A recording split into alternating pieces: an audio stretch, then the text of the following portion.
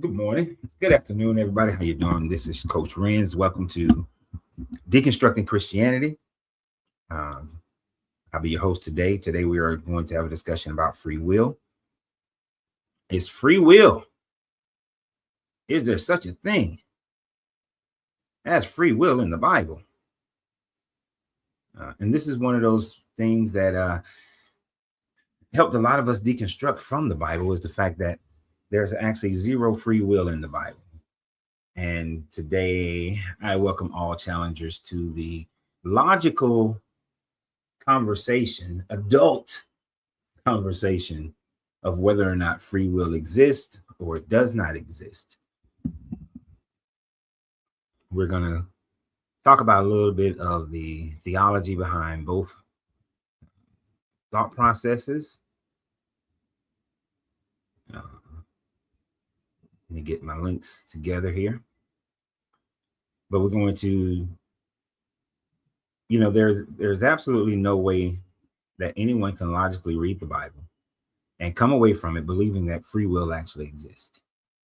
We're talking about a system of beliefs that says that if a person were to not choose this God, then you go to hell. That is an ultimatum. That is what we call it. In every version of the English language, when you tell someone you either have choice A or choice B, and choice B being destruction and torment for all eternity, then truly there is no choice B. So, of course, the Bible tries to render that you do have free will, that you send yourself to hell, you send yourself to heaven. That is what most Bible thumpers are going to tell you. But when we actually look at some of the stories in the Bible and when we look at what the Bible actually says, then we come to realize that there is no such thing as free will. Even when we start with the Adam and Eve story, which is the one that people most notoriously love to start with, to say that there is such a thing as free will, because Adam and Eve, they had the choice of whether or not to eat from the tree of knowledge of good and evil, and they disobeyed God. And because of that, sin entered the world.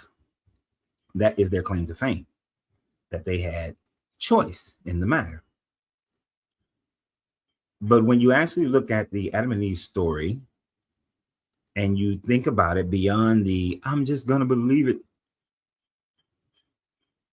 and you contemplate the fact that Adam and Eve would have had the consciousness of a child who has not been taught anything by their parents.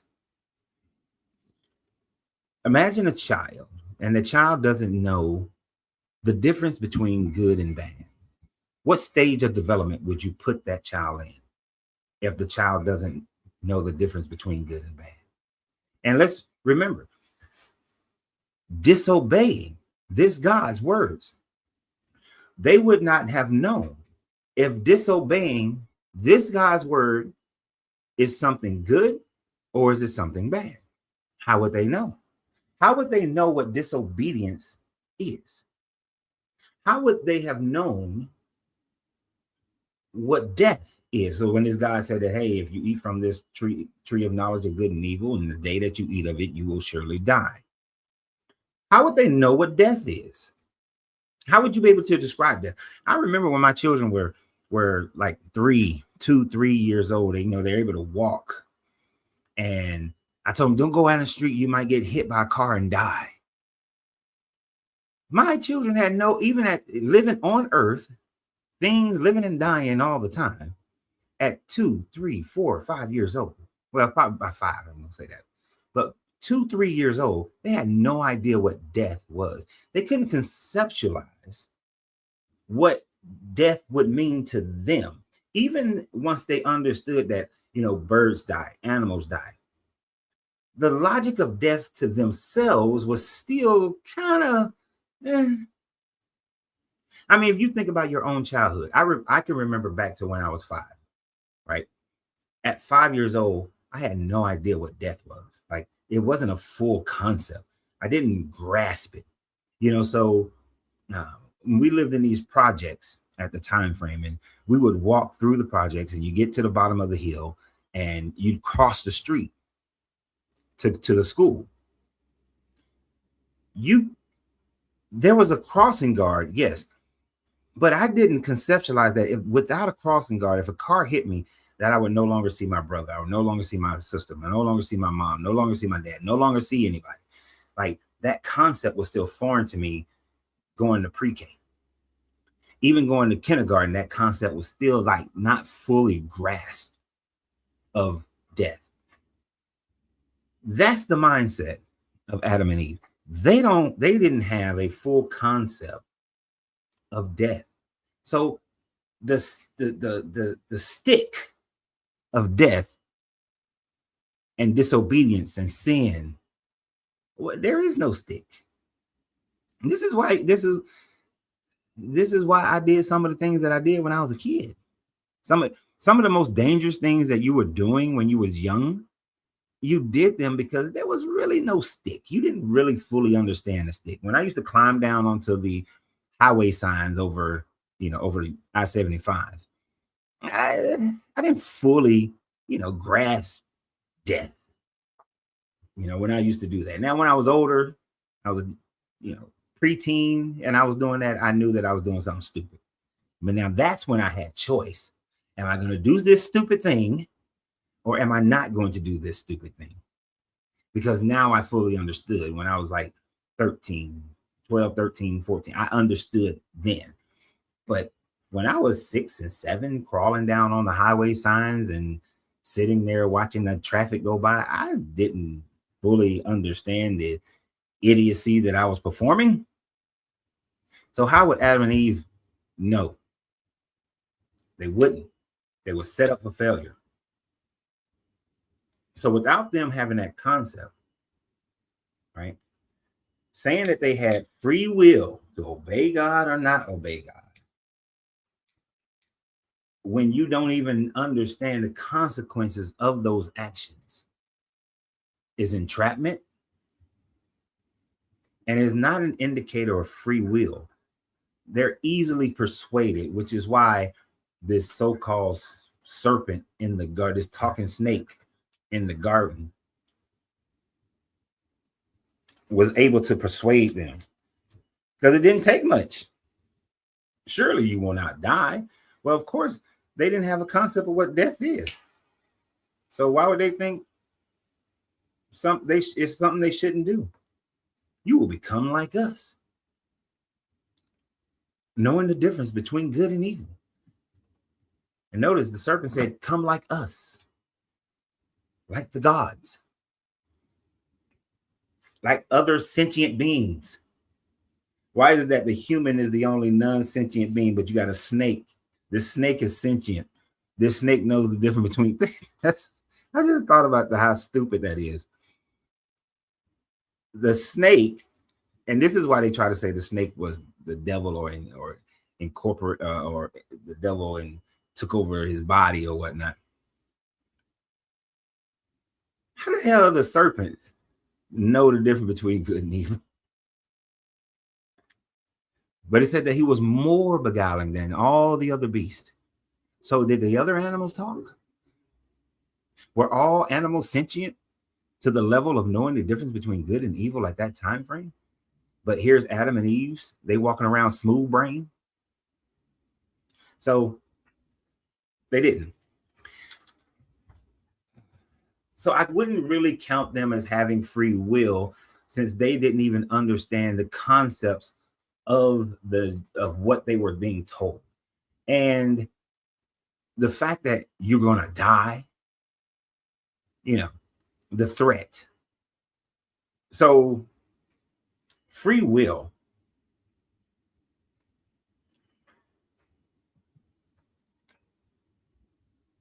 so this is the question that's being asked here.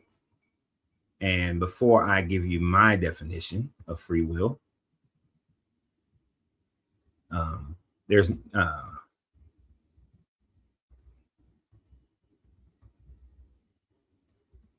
Let's not do that. Let's just look at it. Free will, the power of acting without a constraint of necessity or fate, the ability to act at one's own discretion, given readily, voluntarily, when you're offering free will offering. So free will is without the constraint or necessity of or fate, the ability to act on one's own discretion. And that pretty much is my definition of free will as well. The fact that I have the free will to do something that hasn't been determined what the fate of what I'm going to do, the fate of my decision, right? I can go and do what I want to do. I have the free will to jump off a building if I choose to. I have the free will to not jump off a building if I choose to. There are consequences in that one, and you may say, well, God gave consequences if you choose this or if you choose that. But see, if that's me jumping off a building, there's no God giving the consequence. When some other being can interrupt your free will, can give you a consequence, you don't have free will in that instance. So if a God says that you either love me and then you go to heaven, or if you don't love me, you go to hell, I don't have free will.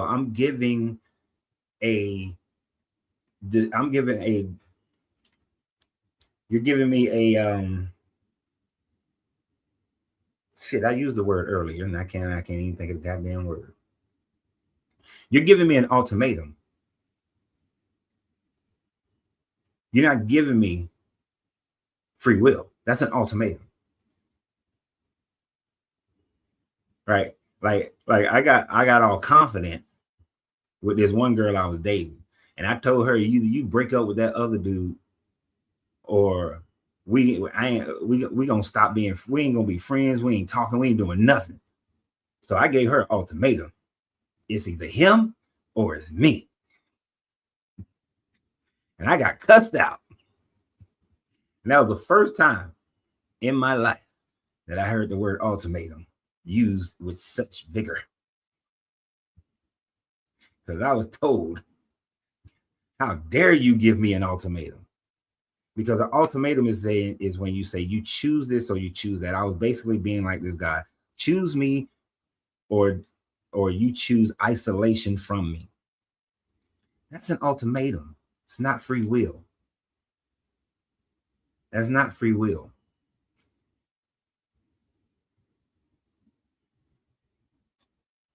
Not even slightly.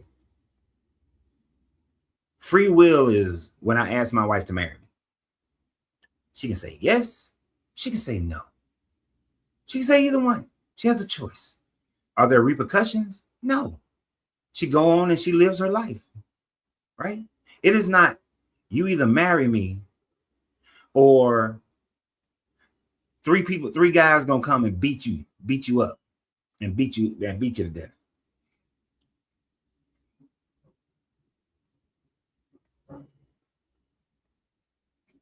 So there is no such thing as free will. There is no free will. Now, aside from free will, what we're also talking about, because the Bible really doesn't give you free will. Predestination is all up in the Bible. This is why the Calvinists broke off from the Lutherans and the Catholics, is because of two main verses in the Bible, Romans 8 and Ephesians 1, where, according to the Bible, you don't have free will in the first place. Everything has been predetermined.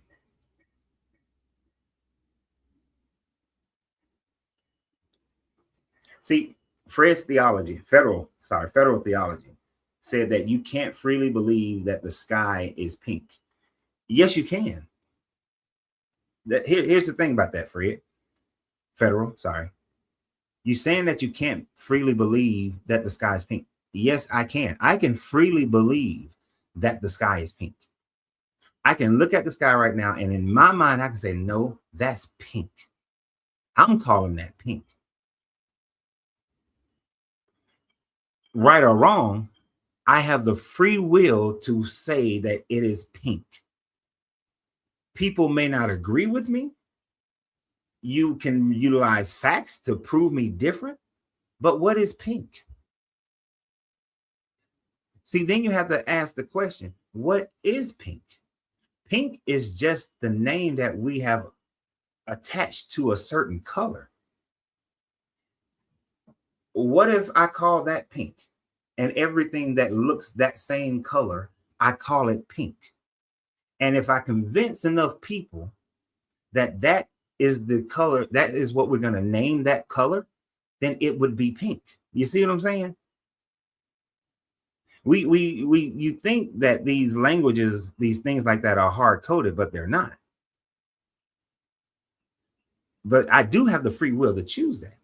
And we've demonstrated, see, in language, you can't use language. This is why the reason why that's a bad example, and you're actually more along proving my point, is because language comes about by people coming to a subjective agreement of what something is. See, that's it. It's a subjective agreement of what something is. If long time ago, when people start giving language to identify a color, if they would have said that's pink, you would agree with it. It's kind of like, and this gets on my nerves. People say agreements. We're in agreements. Agreements 5 years ago was not a word. 5-10 years ago, agreements was not a word. But it has become so common that now people say agreements, and I believe it's in your dictionary. Ginormous was not a word.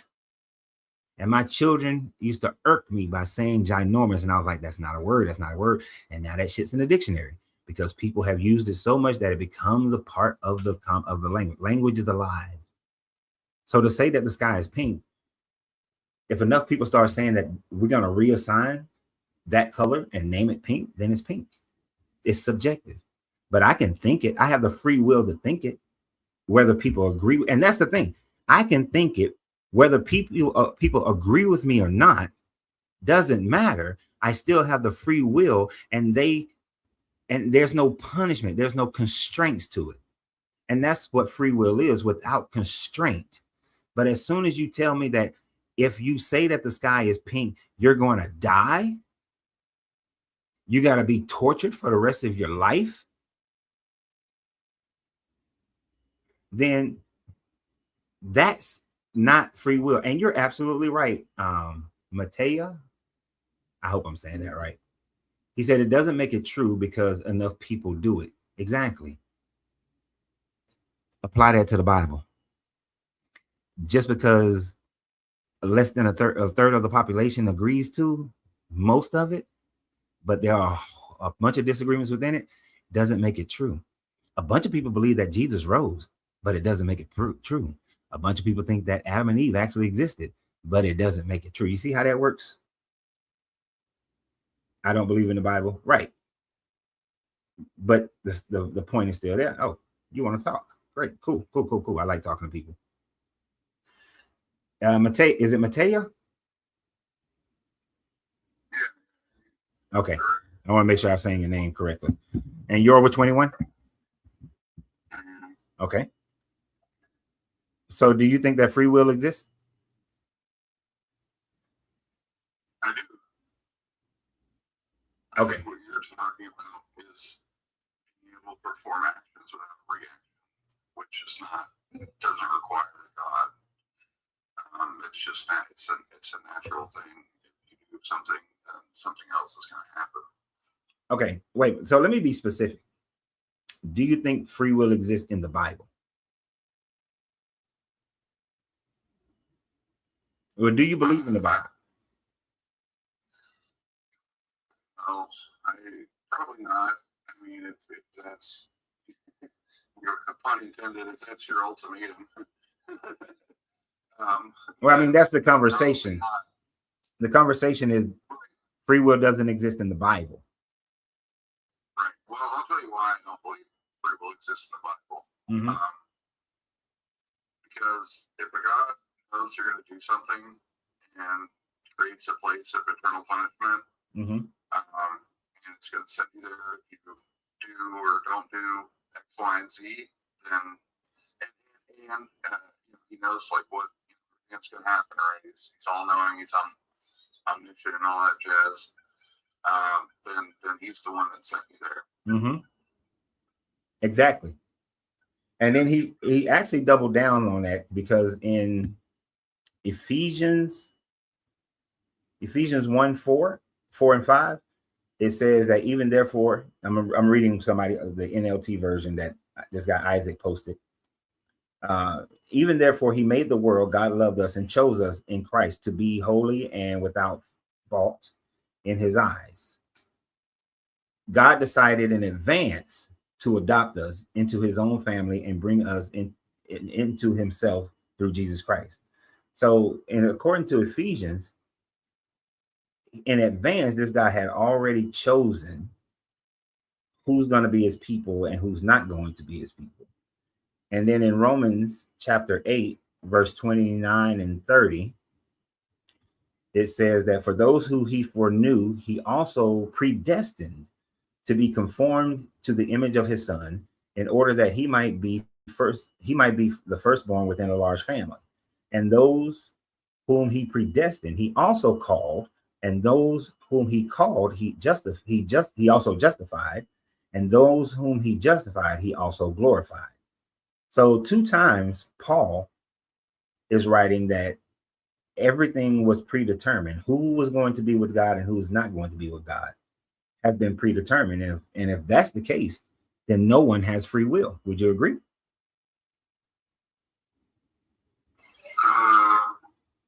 Yeah, I mean, that's right. I take it outside of the Bible that I do agree with. I think that free will and predetermination, I wouldn't use predestination in that term, but predetermination and free will exist simultaneously. Well, you're saying outside the Bible, though. There's multiple outcomes for the choices we make, but there's only one outcome that you're going to get anyway. So does that mean it's a God predetermining it? No, it just means you have the ability to make choices, but each of those choices lead to an inevitable outcome. Well, I don't think so I do think free will exists outside of the Bible.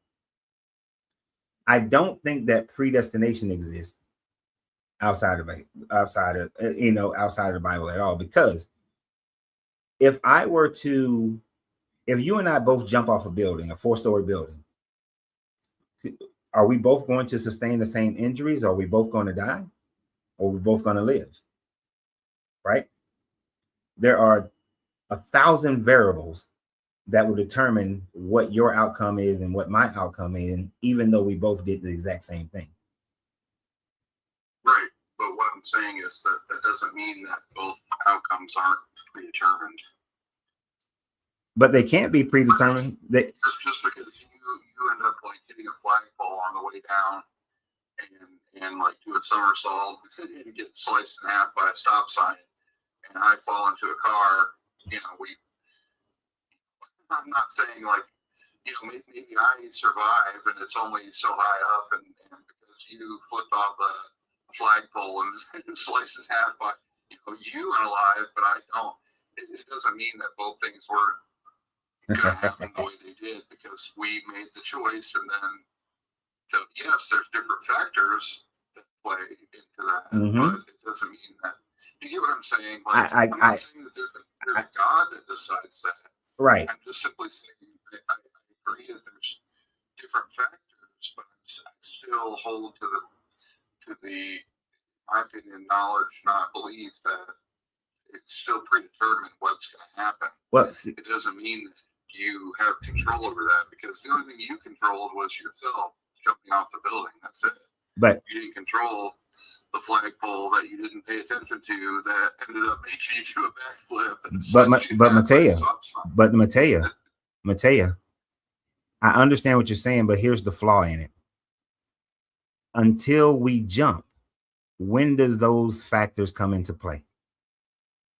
Do they? As soon as you jump.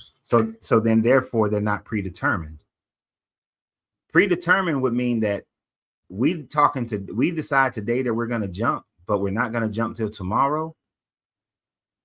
There's nothing predetermined until we actually jump, and then the variables come into play. Because the time of day that we jump, the wind, all kinds of issues, those things don't happen. All those variables don't happen until we do commit the act. So they can't be predetermined. We have to wait for the moment. And then those are just the conclusions. Those are just the, what happens, but they're not predetermined. Because the pole could be there right now. But if we're going to jump in a month, the pole may be gone. So there's no predetermination because the pole may or may not be there at that time frame. So nothing is predetermined. It's only something that's happening at that moment, the cause and effects at that moment. Right, but it doesn't really disprove what I'm saying, because it proves that the only time that exists is now, is the present moment. That part I agree. Which means all possibilities. I'm agreeing with you. It doesn't mean that those possibilities or which one becomes the outcome based on your choice. Right. Wasn't going to happen anyways. No. Because once you make the decision, then those factors are determined. That's all I'm saying. No, I think we're relatively on one accord on that one. There's no disagreement. It's just choice of words. It's we're going to find out when we do it. The now is the only time that matters, and those variables will be occurring at that moment. But we're saying the same thing. So, but I appreciate you, man. I'm gonna let a couple other people get up. Follow and all right. Come back sometime. Appreciate you, Mateo. For work anyway, so yeah, you too, man. All right. Yeah, I think we were pretty much saying the same thing. Trevor popped up first, so let's get Trevor. Yo, hello. Can you hear me? I can hear you, Trevor. Wow, that was easy. Hey, Trevor thank you. Sorry? Are you over 18? I mean, over 21? Yeah, I am. Are you a believer in the Bible? Yeah, and it's kind of a new thing though, so it's complicated for me. It's a new thing? Are you newly believing in the Bible? New thing for me, yeah. Okay.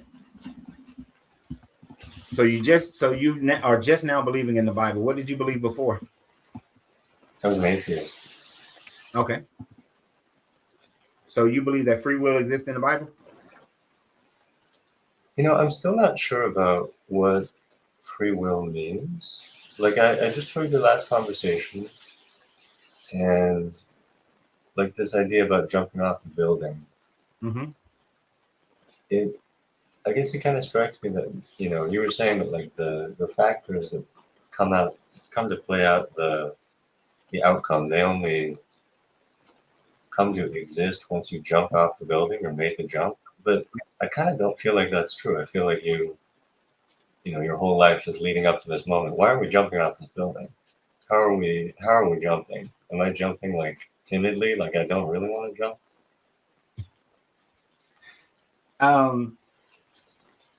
So you're saying that your whole life leads up to it. That would be predestination. So when I dove out of a 4-story building with another Marine, we landed thankfully in some grass, but we were definitely injured. And you're saying that would have been predetermined. Like my whole life was leading up to it. So that means that my decision to go into the Marine Corps wasn't my decision. The time frame that I went to the Marine Corps wasn't my decision. The fact that I was in Desert Storm, that wasn't my decision. The whole war was predetermined. And so I was in that building at that moment, fighting that dude, and then thought that a grenade had dropped and we went out the window. All of that is predetermined. Wow. I don't know, but I guess I'm just trying to stand on the idea that there's space enough there for something to guide you. And like, even if you are, sorry to interrupt you, but even if you are in a way like locked into the decision, like in a way, I assume, I didn't know your background, but I assume that if you're joining the military, like, can I ask you, was there, in that same way, like an ultimatum that was pushing you into doing that? Yeah, in it, it's sort of. I was 19. My girlfriend wanted to get married. I knew that the only way I could pay for that I could afford a wife at the time frame was to forego college and go to the Marine Corps. So I kind of like didn't have much of a choice. Now I could have chosen not to go, but that was my push to go into the Marine Corps when I did. Yeah. My goal was to go into the Marine Corps after college, which then I would have missed all the shit that happened when I would have missed Desert Storm. So that's the only reason I went to the Marine Corps. That's the only only reason I went when I did go. I was planning to go anyway, but that was the only reason I went at that time frame. Then I was working for a absolute racist, and even though doing that, going and clearing buildings in Kuwait City was not part of my job, he volunteered me to go do it because he's an asshole. So it's really just cause and effect. Yeah. And one cause and effect leads to the next cause and effect, to the next one, to the next one, to the next one. But that's not predetermination because you can always change the causation. Yeah. I mean, so we're at a disconnect, yeah?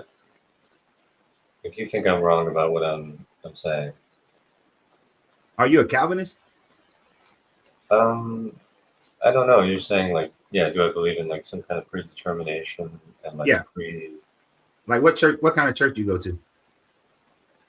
It's kind of non-denominational as far as I think, but I think it's Okay. it's connected to a Methodist group. So Okay. So you think Calvinism, like it's like I kind of believe that there's this predetermination thing, but I don't know if it's like Calvinism that you can like just count whether or not you're in the group ahead of time. I don't know. Maybe it helps to believe you are though. I mean, there are different variations of predetermination in other religious groups, just like the Jehovah Witness thinks that there's 144,000 that are going to be sealed, and that's been predetermined by this God. But and then other denominations do believe that God has already decided and already knows everything. He already knows every decision you're going to make, so therefore everything is predetermined. So that's a popular teaching as well. But if God already knows everything every decision you're going to make, then yeah, it's predetermined. That means you have no control. That means that he purposely made me to go to hell. Does that sound like a good God? No, that doesn't sound like a good God. But that's what make you to go to hell. But isn't that what is happening with anyone who lives and die and do not believe in him? They go to hell, right?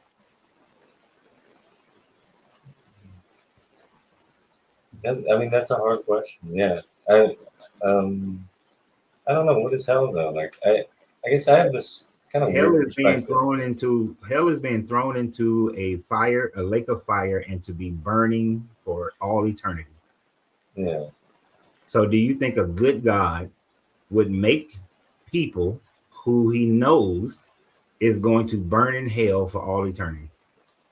That would be a good God? No, I don't think a good God would make anyone burn in hell for all eternity. No. But I guess my perspective on hell is that it's like, and maybe I'm just throwing in apocrypha here, but I guess I got the sense somewhere that hell is more like, like I've had some Muslim friends that were telling me that hell for them is like you die and then kind of everybody goes through a period of like kind of hell. That was what this friend of mine was telling me, and that like the degree to which she sins goes against the ways. Trevor, that's Islam. That's Islam. We're talking about Christianity. That's true.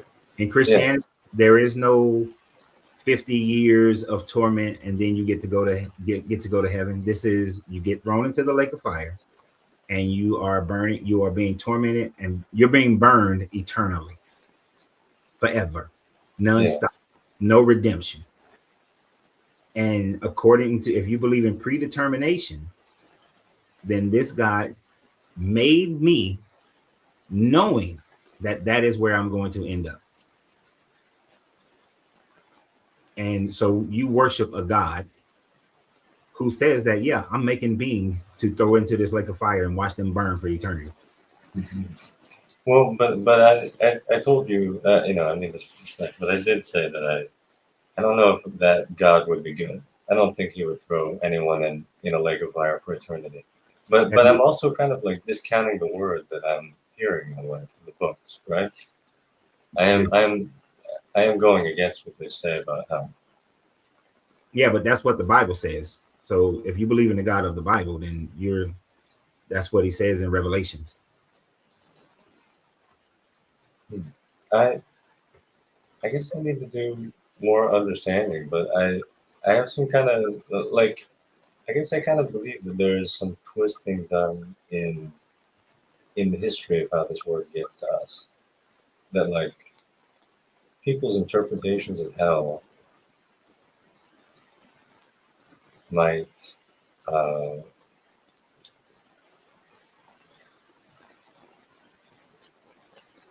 trying to figure out how to find the words here. People's interpretation of hell? Yes, I guess I got the sense that like Catholicism has a very, or like the early Christian church has a very they want certainty about what's good and bad. And part of having certainty about that is like, but when they think about this destination of punishment, it must be like an eternal punishment if there's certainty about who's good and bad. You went muffled a little bit right there. They say that again. Just that that a believer who wants certainty and is reading this book and is hearing from Jesus' word, or hearing from, I actually don't know if Jesus was the one talking about hell in Revelation. I'm sure I'm wrong. But I guess I just imagine that someone who wants certainty is going to believe that the place they wind up in the afterlife is a certain and eternal place. And that for people with evil in their life, they must wind up in a certain bad place forever, right? Well, no, you don't have to be evil.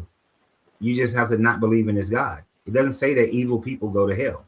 It's okay. So let me read you for your understanding. This is Revelations 20. We're going to start at verse 11. Okay. Then I saw a great white throne and one who sat on it. The earth and the heavens fled from his presence, and no place was found for them. And I saw the dead, great and small, standing before the throne, and books were open. Also another book was open, the book of life. And the dead were judged according to their works, as recorded in the books. And the sea gave up its dead who were in it. Death and Hades gave up the dead who were in them, and all were judged according to what they had done. Then death and Hades were thrown into the lake of fire. This is the second death, the lake of fire. And anyone whose name is not found written in the book of life was thrown into the lake of fire.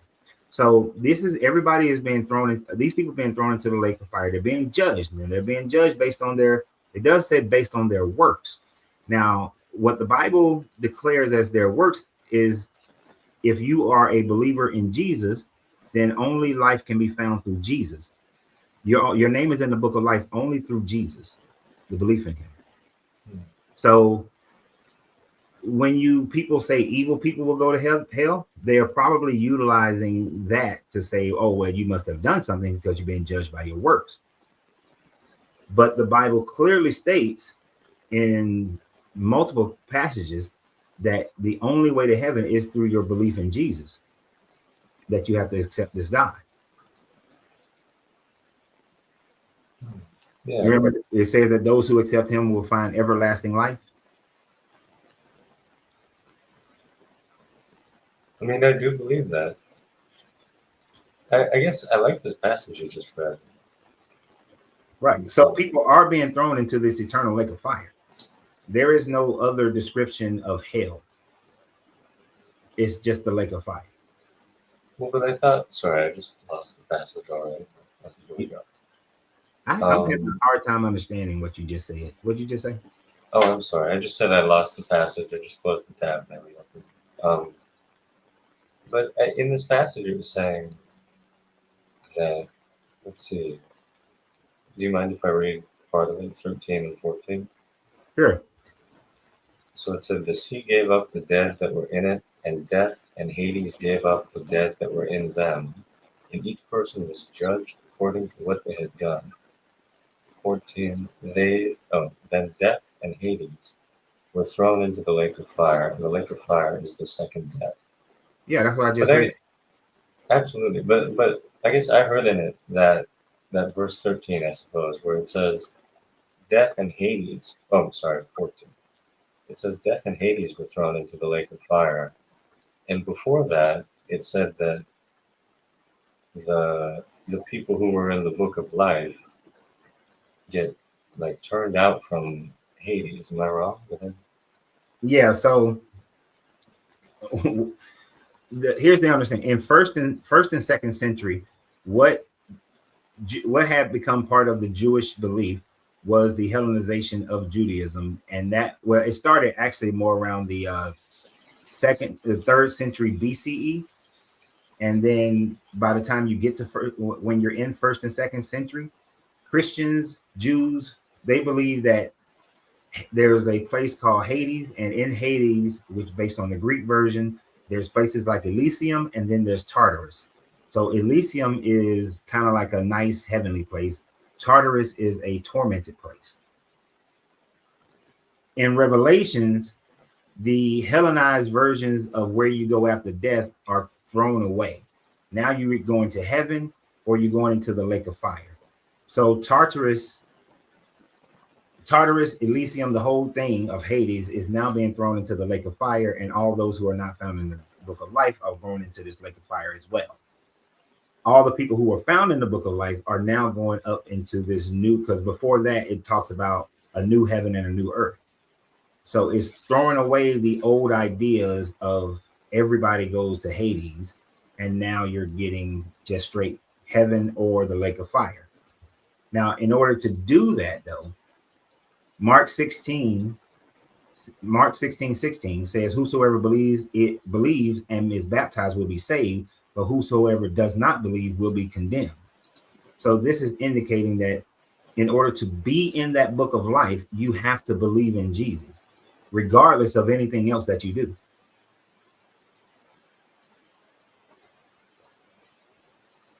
You understand? Yeah, sorry, I'm taking it in. Yeah, I do understand. But yeah, it's just most people don't, when they're teaching this in churches and whatnot, they don't go through the whole process of explaining, like when Jesus supposedly went into Abraham's bosom and he got Lazarus out of there, and the rich man who just wanted a drip of water was in Abaddon. Elysium would be Abraham's bosom. Abaddon would be Tartarus. That's the conceptualization of heaven, of after death, during the time frame of Jesus, because they were following a more Greek and Persian version of it. Revelations is getting rid of that. I see. Okay. Because what I was going to say about hell, that thing before, from Islam, does come from this Persian Zoroastrianism, which maybe you just want to disregard. That's fair. But yeah, I mean, yeah, I know they have this concept of hell that, I mean, to me sounds sweeter, where you're tortured, but it's rightly somehow to the amount of, I feel like it's got to be the amount of like unsight you have when you die. Like if you haven't been like, the thing that made me really believe in the Bible and have this kind of reverence for Islam here, you know, was that it just seems very apparent to me that people in the world, like when they suffer more, it really is redemptive. It seems like when people suffer more, it's redemptive. Is that a wild thing to say? Yeah, it's crazy. So what you're saying is that a woman who is in a house and she's being repeatedly raped, that she's going through some type of redemption. No, yeah, no, I understand. See, what you're doing is you're taking a blanket and trying to cover everything. By saying that, oh, if people suffer, then that's kind of redemptive. That's more like karma. Um, and with the whole Muslim hell thing, Muslim hell, every non-Muslim is going. You're going to Muslim hell regardless of what you've done or not done in your life because you don't believe in Allah. The only way to avoid Muslim hell is to believe in Allah. So it's the same principle. Yeah, but my friend, and maybe she was just being sweet to me, but my friend Nada was saying that if she doesn't wear her scarf one day, and if I don't believe in Islam at all in my life, that we're both going to hell. And she goes for just a very little bit, and I go for longer. Yeah, but then eventually I do I become purified. You become purified because you start believing in Allah. That's the only way. I mean, maybe so. Maybe I would if I was suffering a lot in hell, but in his hell. But I agree that the Muslims have a better version of hell, but it's still not free will. It's still a God who created you to go and knowing that you're going to go to this hell. Allah is just as bad. You don't believe in me because of where you was born and the culture you grew up around, but I'm going to send you to this hell, and maybe I'm going to send you for 50 years, and I'm going to send this person for 100 years. And every night, every day, you're going to be burned alive, and then your skin is going to grow back, and then we're going to peel your skin, and you're going to burn you again for the next day. And we're going to repeat this process until you've satisfied your karma or your dharma. And now you satisfied your dharma by believing in Allah, and you've been purified. Now you get to come up to heaven. That's crazy. Yeah. And then as far as suffering purifies you, there are children who have been trafficked into sex slavery. What have they done that they need to be purified, or what suffering? What have they done that they need to go through that to be redeemed? I don't think, of course I hear what you're saying, that like rape and sex slavery, of course that's it's pretty hard to understand how any child would deserve any kind of suffering, really. But right. So the whole suffering thing is bullshit. That's just a religious way of trying to ignore, so you can ignore stuff. That may be true. I'm gonna be thinking about that. And I like that you said I'm trying to cover. Mm-hmm. But man just makes fucked up decisions. Sorry, what you saying? It simply comes down to man makes some messed up decisions. Yeah. It has nothing to do with a God. I mean, so what about the end times though? So after the end times, is there then people that are born, are they going to hell? After the end times? Yeah.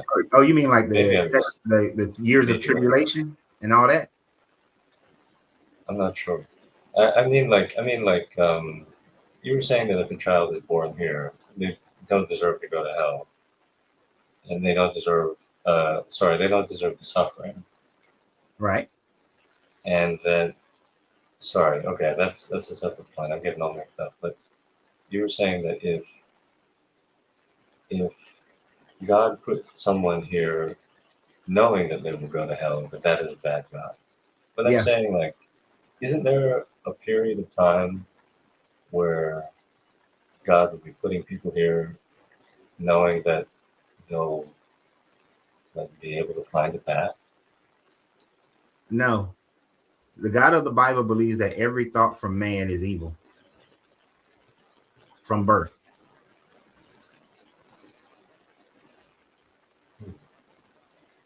That's what your God says way early in Genesis. I thought that was, and you were saying earlier that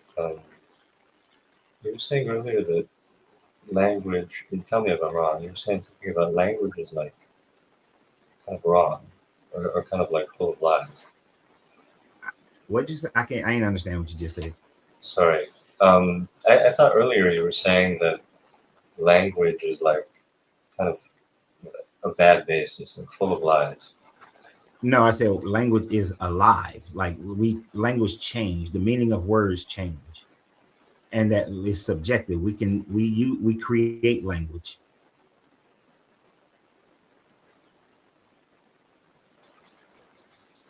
Now we create language. Yeah. But I If we- guess the one thing I want to throw in before you kick me out of here, because I'm sure. I don't know. I guess I think of like a kid that gets a life that is really just obviously unfair to our eyes. There must be something good. wait a minute, a There- kid who does what? Who gets a life that's obviously unfair to our Uh-huh. reading of it. Yep. When we look at them, we say that was a hard life for that kid to have gotten. And there must be some other side to that, right? Where is it No. so impossible? No, there's no other side to it, because let me tell you what your God said in Genesis chapter 8. In Genesis chapter 8, after the flood of Noah, right? Mm-hmm. Down in, where is it at? I know it's somewhere in here. Okay. Oh, wait. Yeah. I know. Nope. Right there. Where? Shit. I just saw it.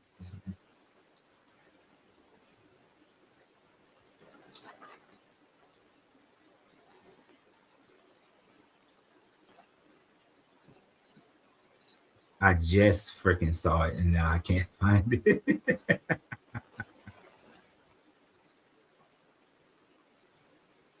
See, at the end of 40 days, Noah opened the window, sent the dove, sent the dove, sent the dove. He waited 7 days, sent the dove, subsided from the earth. He waited.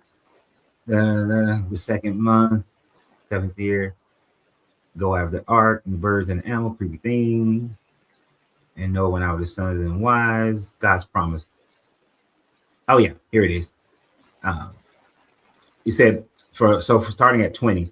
But Noah built an altar to the Lord and took of every clean animal and every clean bird and offered a burnt offering on the altar. And when the Lord smelled the pleasing odor, the Lord said in his heart, listen to these words, I will never again curse the ground because of humans, for the inclination of the human heart is evil from youth. So this God said, for the inclination of the human heart is evil, not from adulthood, not from any certain age, but from youth. So as far as this God is concerned, from man is evil, from youth. So man is responsible for himself from his youth. And, of course, the Jewish culture starts this at 13? And a lot of people and a lot of countries have adopted, a lot of other people's mentality have adopted that, but there's no specified time frame. So youth, you could be a baby, you could be freshly born. None of those things matter. It's just from your youth. And every inclination Of your heart is of a baby is evil. Yep. I don't know Now, how it could be. Maybe I'm wrong. Yeah, so this God doesn't have any regards for somebody who's 9, 10, 6. Everything from your heart is evil, as far as this God is concerned. And this is the God of the Bible. Can't separate the Old Testament God from the New Testament God. They same. But then, so he is saying this in the Old Testament, though. And he's saying that every inclination of the human heart is evil from childhood is spiritual being. Yeah, But it's evil. But then this is also before Jesus. Was that And does that this is change for- the human heart? no, but it gives a path. It gave him divine inspiration. Does a 3-year-old truly know what it's saying if a 3-year-old say I believe in Jesus, or are they just repeating what they heard? Yeah, I don't know. Does a 2-year-old, does a 1-year-old, does an 18-month-old? Well, okay, yeah, we can find someone who doesn't know for sure. Right. Who's saying yes to the word but hasn't heard the word. I know when I was 7, I was just saying it because that's what I grew up believing. That's what I was told by my parents and my grandparents. Everybody around me believed in Jesus, so why wouldn't I? But I also believed in Santa Claus. I also believed in the Tooth Fairy. So does that make Santa Claus and the Tooth Fairy real? No. But I believed it. I believed it because I was told it. My parents told me when my tooth fell out, put it under my pillow, I get a quarter. I put the tooth under my pillow, I got a quarter the next day. I had proof positive, facts, that the Tooth Fairy existed because there was a quarter under my pillow.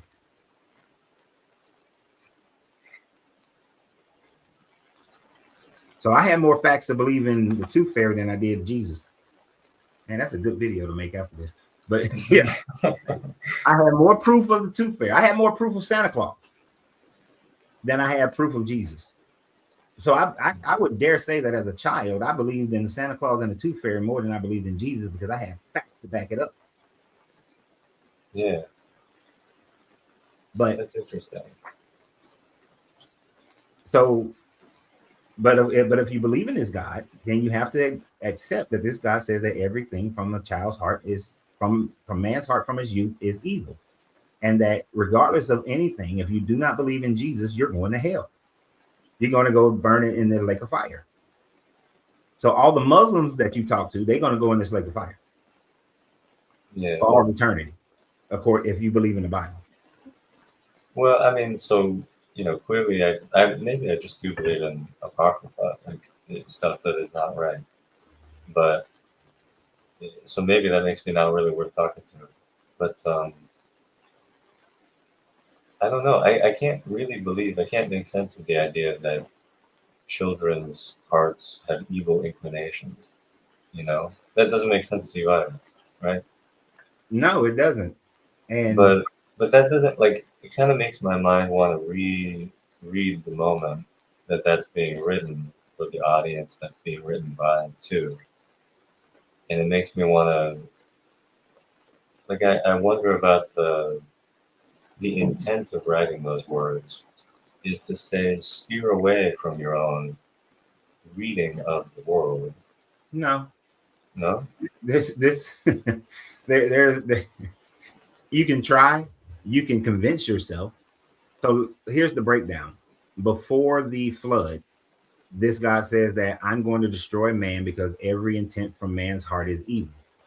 Right? So before the flood, this guy says the reason for the flood is because every thought from man is evil. So then he does the flood. And then after the flood, this God says that I will never do it again because every intent from man's heart is evil from his youth. So there is just this God saying that, you know what, man is evil, I'm gonna destroy everybody. And after it was over, he says again, you know what, man is just evil, so I'm just not gonna do this again. That's it. There ain't nothing else to read into that. There's no rejection. Yeah, well, he says, so he does the flood. He says man is evil, he does the flood. And then after that, he also says man is evil, and I'm just kind of done with it. Yeah. He makes a promise to Noah that he won't destroy the earth again. He says, I will never curse the ground because of humans. For the inclination of the human heart is evil from you, nor will I ever destroy every living creature as I have done. So it's almost like this guy regrets the flood because it didn't matter. It's really like the flood never mattered because it didn't change anything, right? So if you go back to Genesis 6, Genesis 6, verse 5, the Lord saw that the wickedness of humans was great on the earth, and that every inclination of the heart, every inclination of the thoughts of their heart was only evil continually. And the Lord was sorry that he had made humans on the earth, and it grieved him to his heart. So the Lord said, I will blot out from the earth the humans I have created, people together with animals and creepy things and birds of the air, for I am sorry that I have made them. But Noah found favor in the sight of the Lord. So the whole reason for the flood is that this God was sorry that he made man, because man was evil from his every thought of his heart. And then after the flood was over, he said, you know what, I ain't gonna do this again.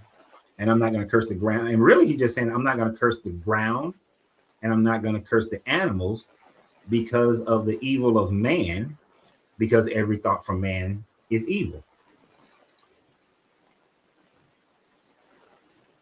Yeah. Okay. And then, so then why was Noah, like Noah is just a man though, yeah? Why was Noah what? Noah is, like, why is he not part of this, everyone's intentions are evil? Why is Noah righteous? Well, it just says Noah was found favor with God because he thought Noah was righteous. I mean,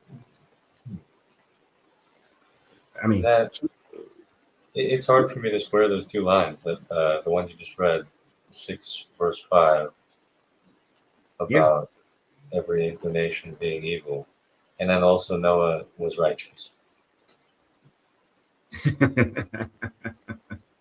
Yeah, because it says, but Noah found favor in the Lord. These are the descendants of Noah. Noah was a righteous man, blameless in his generation. Noah walked with God, and Noah had 3 sons, Shem, Ham, and Japheth. So Noah was a righteous man, blameless. But then how could that be in this world we've been talking about? Tell me if I'm getting frustrated here, Jeff. I'm sure I've already been. I mean, it cannot really be. Okay. So first, it's a copy of the Epic of Gilgamesh for the flood story of Atrahasis. That's the first thing. It's just a copycat. It's a copycat story. But if you just leave it, just hold it as the Bible by itself, it is a way. It is just this God destroying everything, but then he realizes, oh, there's one dude who's good, so I won't destroy this one dude, and I'll allow him and his sons to repopulate the earth. I mean, I love that, but I'm confused about where that line of thinking lands for you. Like, how do you? Because you're saying it, I was getting the sense that you were kind of pushing away. Oh, I think it's absolutely absurd, because every thought from any human at any age is not evil. Every is a finite word. So there was so like this morning there was a young lady who was struggling to get out the gate. So, and this gate is weird. So I told her, I said, I'm gonna press the button and you open the gate. So that's what we did. Was that an evil thought? I'm gonna press the button, you open the gate. I don't think so. Yeah, because otherwise you got to press this button and run to the gate real fast to open it. Otherwise, you'll sit there messing with this damn gate over and over again. So it's a complicated thing to answer though, because I can say I don't think, like, that doesn't sound evil, right? And I can't really even contrive in my head how it would be. But you just told me the words. Yeah, I was just being helpful. I saw somebody struggling, and I was just being helpful for her struggle because I've been through that same struggle with the same gate. Yeah. So how was that an evil thought? Well, so I don't think it's an evil thought, but like I think I think maybe this is just a super stretch, but if this young woman is is like frustrated that she doesn't get to lead herself in a world like free will, if she's frustrated that she doesn't get to, and I'm sure you weren't doing this, I'm not trying to like point to you, but I'm saying that if she, whether she's thinking like, can I just do this for myself here? No, she wasn't thinking that at all. She was grateful. She said thank you. Yeah. Because she was Well, like, I couldn't figure this dang on gate out. Yeah. And she was frustrated because she needed to get to work. And she was trying to get to her Uber. So no, Okay. she wasn't thinking anything. She thanked me for helping her. And I mean, I'm sure that's right. I'm sure that she liked that interaction, but I guess I'm just trying to say there is some kind of a roundabout way where I can say like this could have been. No, there isn't. You would have to force it, just like you. You think so? You can you imagine a person that's like that? That's like so frustrated that they don't get to lead their experience through the world. Yeah, but how does me opening the gate for her? There was the evil thought there. Well, there wasn't an evil thought, no. But then, right. So then the Bible's wrong. Way, so the Bible's wrong. In this kind of way, though, it's kind of right that, like, in this twisted reading that I'm doing. How is my thoughts evil? Well, I don't think they were. Then the Bible's wrong. I don't think they were to your perception. But so to this lady that I'm imagining, who's different from the one you know, this lady I'm imagining, I get the sense, this is a wild thing to throw out there, but I get the sense that autistic people are frustrated that they don't get to lead in the world much around themselves. Like if that young woman had that experience, she comes up to a million doors and she always gets them open for her. Trevor, I'm gonna stop you. I'm gonna stop you because Kick me out. You are just making shit up in order to try to create some justification. That young lady had no evil thought about the fact that I helped her out the gate. She had no evil thought about getting out of the gate. It's not like she thought I ought to break the gate down and tear it up and destroy the property. The gate's not working in a functional way. So you would have to say that everybody who's problem solves is thinking evil. Well, no. But so I was thinking you're thinking good. And like I'm saying, I think you had a good interaction with this person. But I'm saying also that you can read your actions as good and someone else can read them as bad. If somebody reads that action as bad, then they're a psychopath. Well, what about this girl that I just made up that doesn't exist, who is just so frustrated? She doesn't exist, so it doesn't matter. It don't matter if she don't exist. Well, I do know some girls that get frustrated at not being able to frustration doesn't equal evil. Well, what about when I push frustration into you? Is that kind of an evil thing to be doing? Because I might even be doing that with good intentions. I might be saying things that you're missing the point. Yeah. The God of the Bible said that every thought. What does every mean? It means anything I say. Right. So of course people have bad thoughts, but every thought. That means that when you help an old lady across the street, that means that while I was on my walk this morning, when I moved off the sidewalk so that this young lady could run on the sidewalk because it's a small sidewalk, that my thought to give her consideration was evil. That her acknowledging it and thanking me was evil. Every thought. That's a wild. Yeah, I agree with you. Feeding hungry children is evil. Do you think feeding hungry children is evil? That's complicated. No, like on its face, no. Trevor. Yeah. kick me out of here. You're not having an honest conversation. I'm not trying to. There's no way if I see a homeless person or a hungry child and I give them a sandwich, that is not evil in any form or fashion. What if I were to? Can I? I'm gonna twist. I'm gonna contrive. No, there is no what if. If I pack a bologna sandwich, Yeah. well, that's disgusting.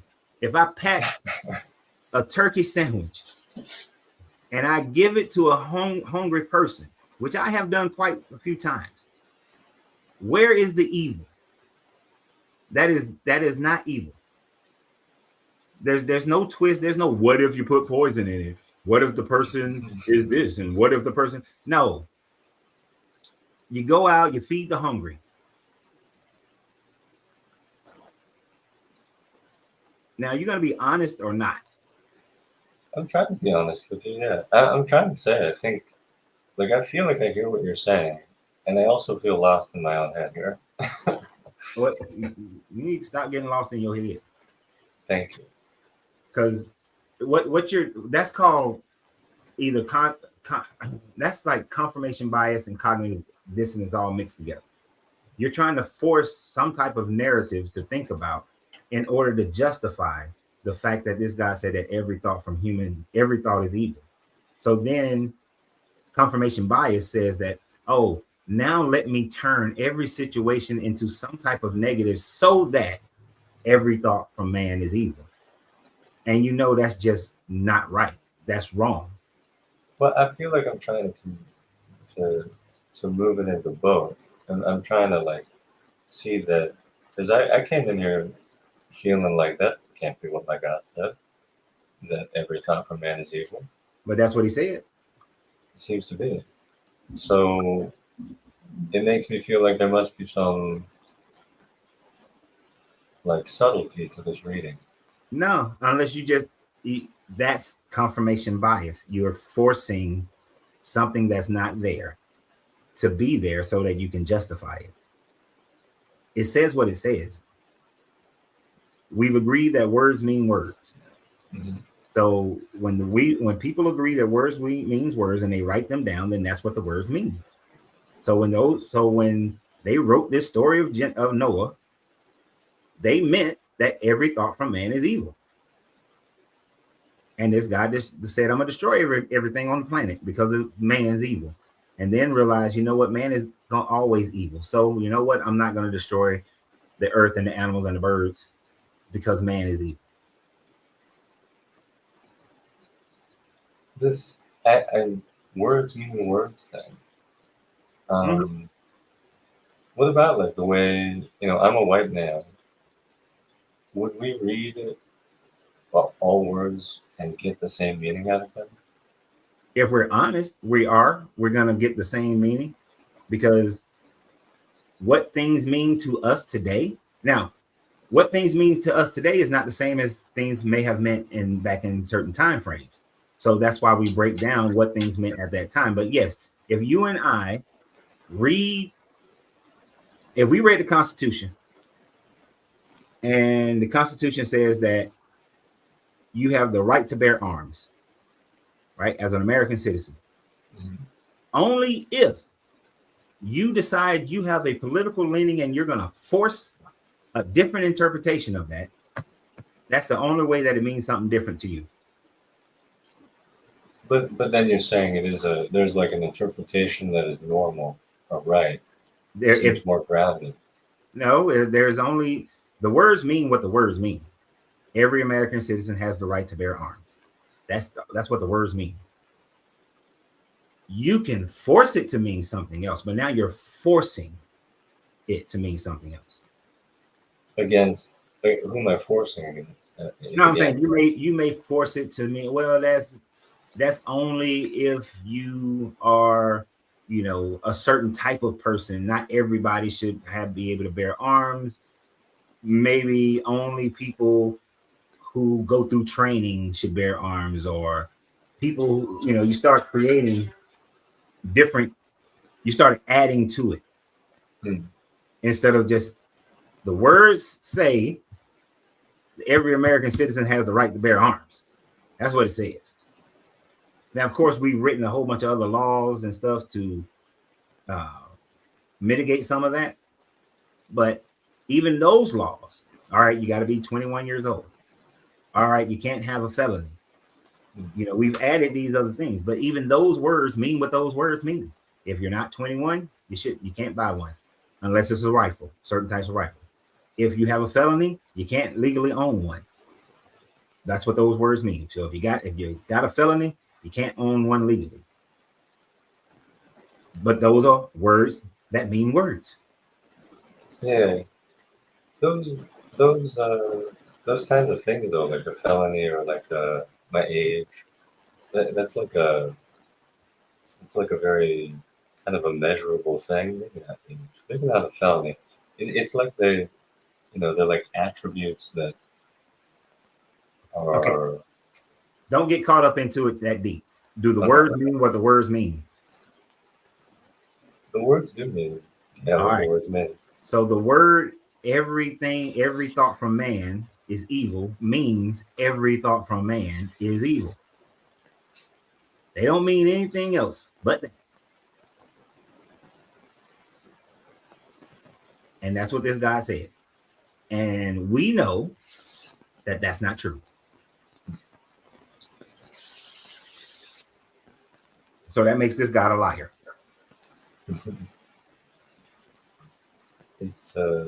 It could. No, it does. I'm uncertain.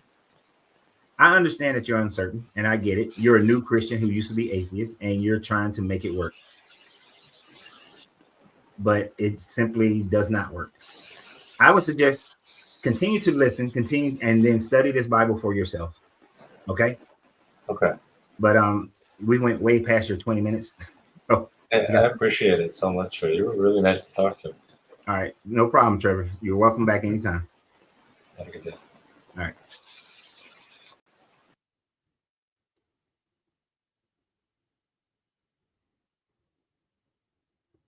Miss Fifi. Hey, Doing well. How are you? I'm doing fine. Oh, wow. Yeah, you went over 20 minutes with that guy. But most of it was his confusion. Yeah. Or he just couldn't understand it or didn't want to understand it. I mean, it was a perfect example of confirmation bias. I got to make this fit one way or another. So when I come across things that don't make this God out to be the good, loving, kind father, then I got to figure a way to make him the good, loving, kind father. Yeah. And he's just not that.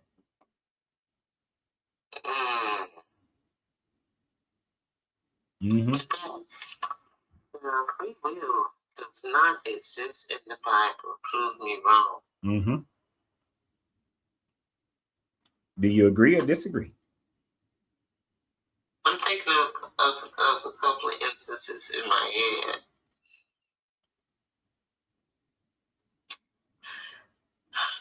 You can do wrong, but you're going to get punished.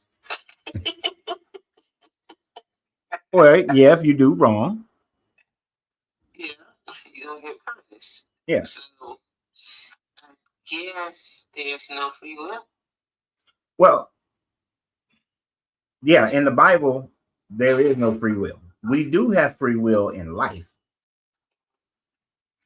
But the Bible, your free will is negated by the fact that you either believe in this God or you go to hell. Whether you do good, whether you do right or wrong. Because you could be a good person, but just not believe in this God, and you still go to hell. Well, you know, the people who started this, the Israelites, not the Israelites, the Israelis, or the whoever, the J people, they started it, but they were just disobedient, and then they had to fight their way all the time. Something happened, a king did this, and the people are punished. Mm-hmm. And that's only for the Israelites. Other people, other Canaanite groups, according to this book, they were just genocided. You didn't believe in this God, you were a Canaanite, genocide, kill everything that has breath, even the animals, kill them too. Right? Is is an incredibly selfish, self-centered religion.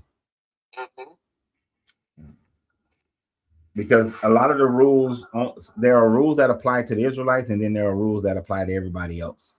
And we see that continuously in this book. And then Christians have their own rules that only apply to them.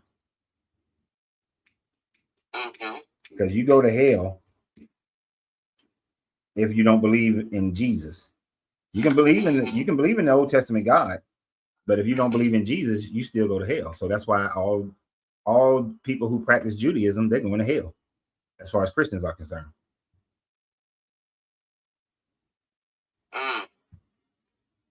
It's so confusing. Right. But according to Judaism, everybody goes to Sheol when you die, still waiting on the Messiah, who will sit on the throne of David and reign forever. There will always be a descendant of David on the throne, and all the countries are going to bend knee to them. So they all have their own perspectives of what they think is going to happen. And of course, none of them know anything of what's going to happen. Yeah.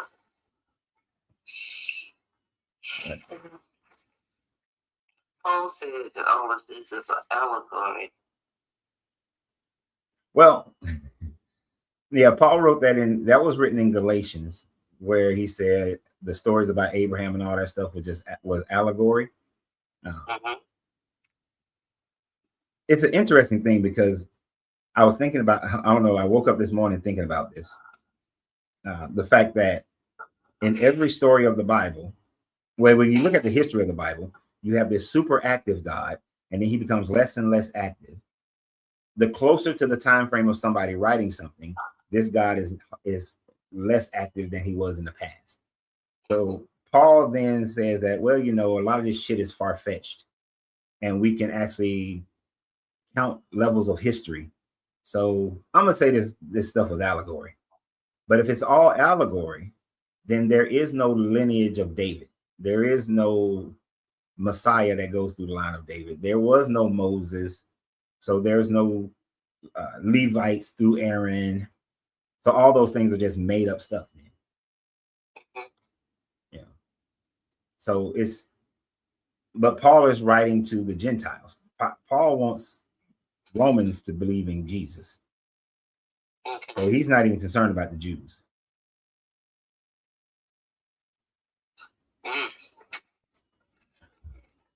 Well, I don't know. Was Paul still a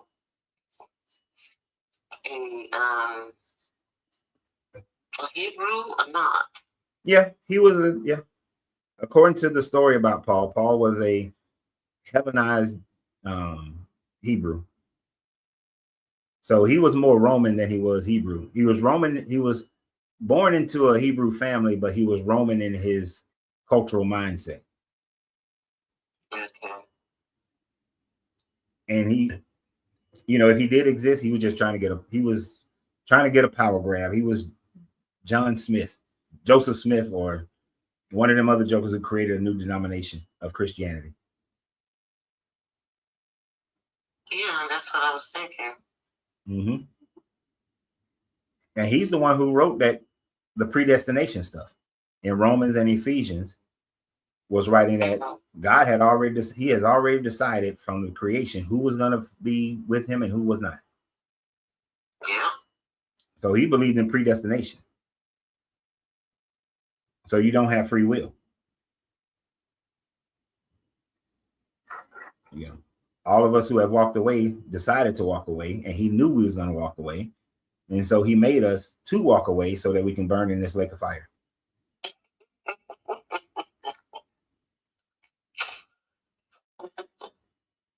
Yeah. But Paul was my favorite guy, you know, for a long time. He spoke to the Romans most. Yeah. Well, about his teaching, and of course, who he predestinated to do such and such a thing. Yeah.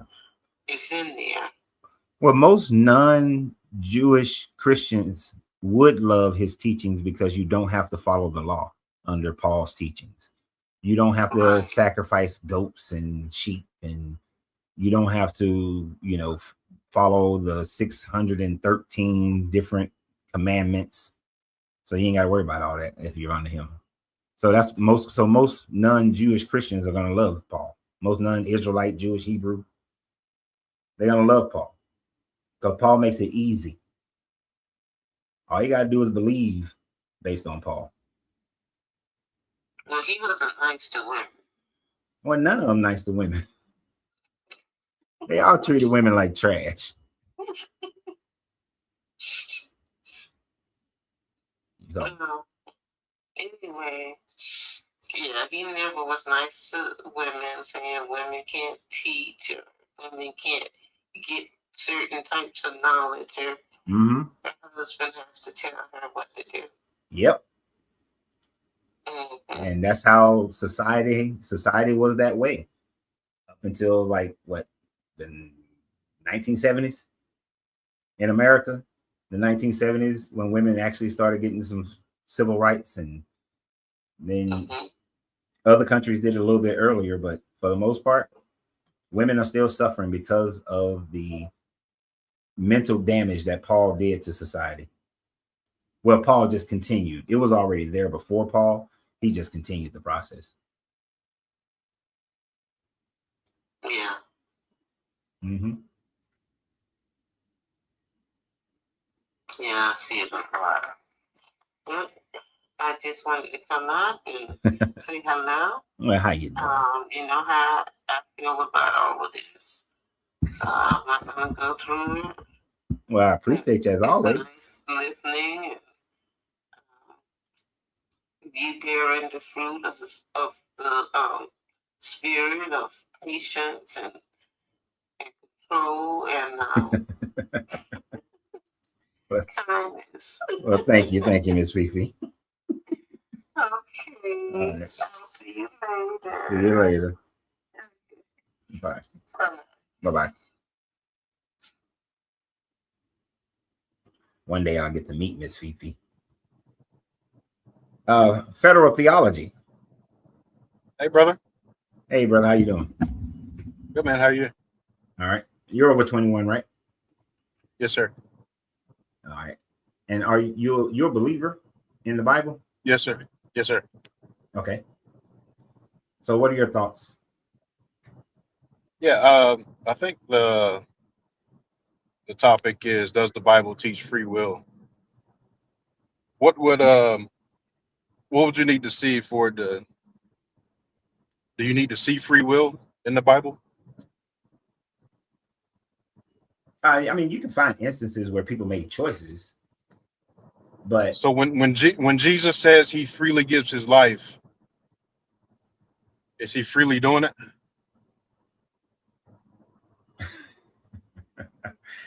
I mean, sure, Jesus is freely giving his life in the cause of taking on the sins of man. So is that free will? Not really, because Jesus is supposed to be No, God. he's God and man. The Christian position is he is God and man. Right. So if He's Jesus made is just like his brethren, except without sin. So if Jesus, the man Christ Jesus, is freely giving his life, is that not free will? Yeah, sure. If he's There you go. giving, wait a minute, hold on. That does not mean, okay, so I understand what you're saying. But if Jesus is God, then Jesus is not giving his life because God cannot die. So he's not, so the whole statement in itself is a falsified statement because God cannot die. So it's a moot statement. But to say, there you go, the free will, and so maybe let me pinpoint it even more so. Sorry, I think I muted myself. Yeah, but the historical Christian position is Jesus took on two natures, so he has the divine nature and the human nature. I mean, that talks about in Philippians 2. But he was made like his brethren in all respect, except without sin. So he Okay, but has a human nature plus a divine nature, and he freely did, give his life for sin. nah, Sinners. so the Trinity is a man-made creation. That is something that evolved over a 200-year time frame of this idea of a Trinity. So nowhere in the Bible does it actually speak of a Trinity. This is something that Are people have That's read. what that would be fallacious. Okay, That's the so exact word concept fallacy. here's one thing. Don't interrupt me. Okay. All right. I think there's a lag. Sorry. All right. So there we can see through documented history of your early church fathers of how they were in argument about whether or not there was a Trinity or not, and that lasted all the way up into the Council of Nicaea in 325. And when the Orthodoxy was backed by the Roman government, then the Trinity became a Christian thing. But prior to that, there were various sects of Christianity that did not believe in a Trinity at all, because the Bible does not truly teach of a Trinity. So that's a debatable point in itself. But if Jesus is God, then Jesus cannot give a life, since God cannot be the concept of a God. The God cannot die nor be less than itself at any time frame. Who says the God nature of Jesus died? I'm not understanding you. It doesn't matter if God nature, human nature. If Jesus was God, then God can't die. In John 1:1, it says the word became flesh and the word was God. Do you believe that? No, It says that. I'm sure you don't believe it, no, I don't believe it at all. And but just it says it, right? actually, that's an incorrect interpretation. It's an incorrect translation of John 1, According to what? according to Koine Greek. The Greek? According Let's to go to it. according to the Koine Greek that was written, you said John 1:1. Yeah, John 1:1. All right. So the way that it is written in here, it would say that in the beginning, the word and in the beginning was the word, and the word was with God. Right. That is, and the word was God. He was in the beginning with God, and all things came into being through him, and without him, no one thing came into being. Right. So that is one of the things that people stand on for a Trinitarian. But in the Koine Greek, when it speaks of the word, it says, and it would say, it should be read as, in the beginning was the Logos, and the Logos was a God, is what it should say, not was with God. No, the only because when it speaks of God, it uses ton theos, which means the God. So every time it mentions the word, it just has theos, which means a God. And so that is a direct separation from the God. did Jesus create all things? No. It literally says, you read it in the verse. All things came through him. I understand what that says I understand what it says in English, but in the original writing of the Koine Greek, it says that it was a God. And that Okay, God I won't dispute. Sorry, I can't tell if you're stopping or not. Yeah, I have these pregnant pauses sometimes. Yeah, so if you keep reading, it said all things were made by him. Nothing that came into existence didn't come into existence without him. Right? Yeah, but it was talking about the God. No. What's the antecedent to all that? The subject is the word. What's that? What does antecedent mean? I'm not able to get off StreamYard and look at my Bible, and I'm driving as well. No, I mean you use But the yeah, word. I won't take you use the word. You use the word antecedents. What does that mean? I couldn't give you a definition right now. So Proper anyway. I'm not trying to be funny, but you use the word. Yeah, and you don't know what the word means. Yeah, I feel. Yeah. So I got one more question for you. What's your epistemology? I think I asked it in the chat earlier. My epistemology. What does that mean? Yeah. Where do you get truth from? Oh, okay. So where I get truth from is from, well, it's various. That's a hard question to answer because it will be determined on what I'm talking about. So in this instance, where do I get truth from is actually reading the actual Koine Greek and then translating it as the Koine Greek should be translated into English. And when that Koine Greek is translated into English, then it should say, in the beginning was the Word, and the Word was a God, and that God was towards the God, and the God, and that God was with the God.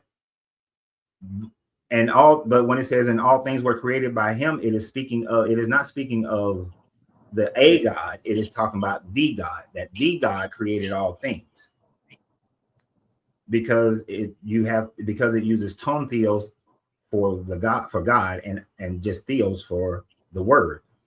But what people have done is overlay the a God as being the one who created everything, when it is the God who created everything. Because in Genesis, it uses in Genesis, in the Hebrew Aramaic, it says that El created all things. El in Genesis Elohim, 2. which is plural, right? Which is plural in the Hebrew, right? No. Yes and no. It is plural. Wait, I said it's yes and Show no. me. It's yes. Where's an example? It's yes and no. So in Genesis 1, it uses Elohim, but the surrounding words around Elohim, because Elohim can mean one God or it can mean multiple gods. But all the surrounding words, all the context clues in Genesis 1 indicates Elohim being utilized in the singular form. In Genesis 2, it uses El, which is the singular God, because these are two separate creations. So the word is never mentioned in Genesis 1 or 2. I can't dispute you on the Greek, but I guess we're trying to get off topic. But I think clearly Jesus did an act of free will, if you believe it or not. You know what I'm saying? Well, okay, so I think you granted me that as well, right? I will stipulate that there are instances in the Bible where you can find people utilizing free will.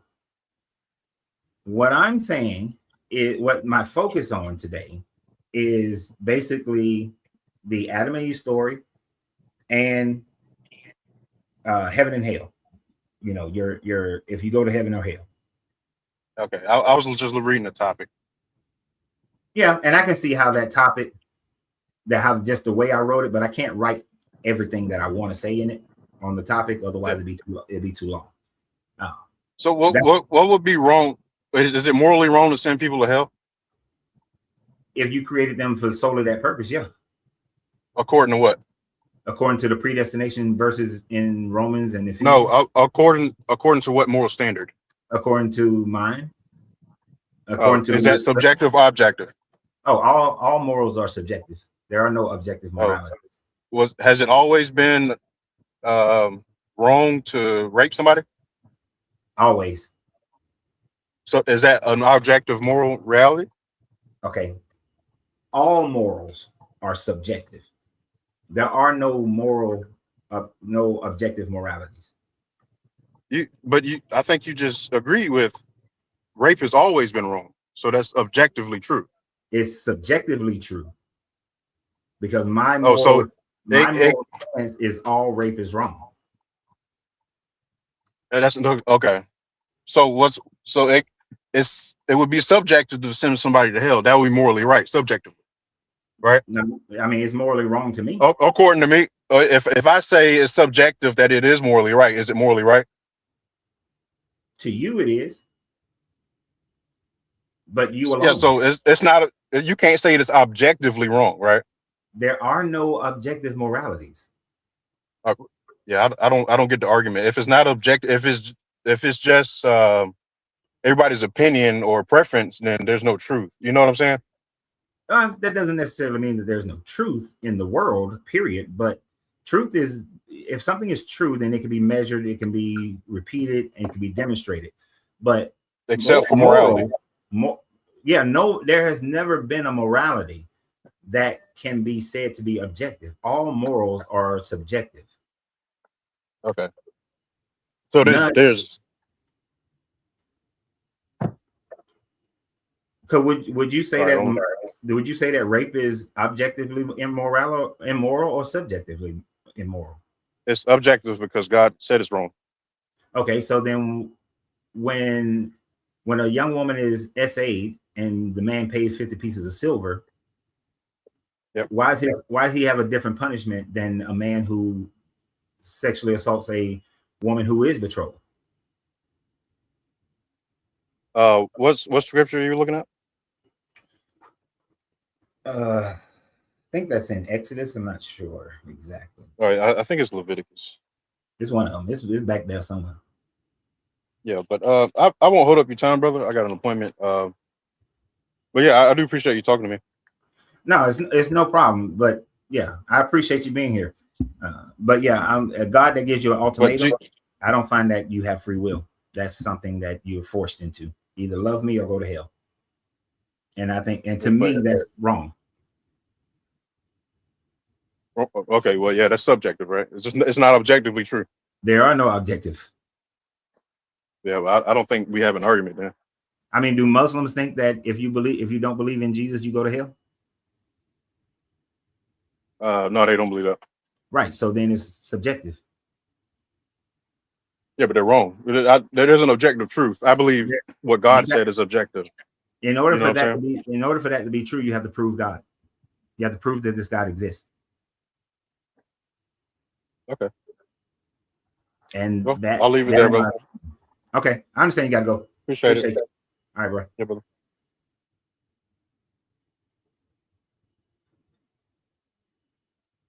Yeah, I knew he was gonna. Y'all couldn't see, but I saw when he was on video. I think he's working, so he was gonna be in and out. But I mean, it would have been cool to have a longer conversation about that, because the fact of the matter is, you have to first, in order for there to be objective morality based on this God, you first have to prove that this God exists, and that cannot be done. You cannot prove that this God exists at all in order for this God's morality to then be objective, right? And then this God contradicts himself in that, because he gives stipulations. If the Israelites capture a POW woman, then they can force that woman to marry them, which is essentially rape. So then in that instance, rape is okay, because you're forcing a woman to marry you, and the marriage happens when you have sex. This woman was a POW, so then that rape is okay. I contend that Jacob raped Leah. Jacob was supposed to marry Rachel, but Laban forced Leah to go into the bed chamber. And so Leah didn't have a choice. Leah had to obey her father or be ostracized from her family. So then Leah was forced to give up her pum-pum and be married to Jacob.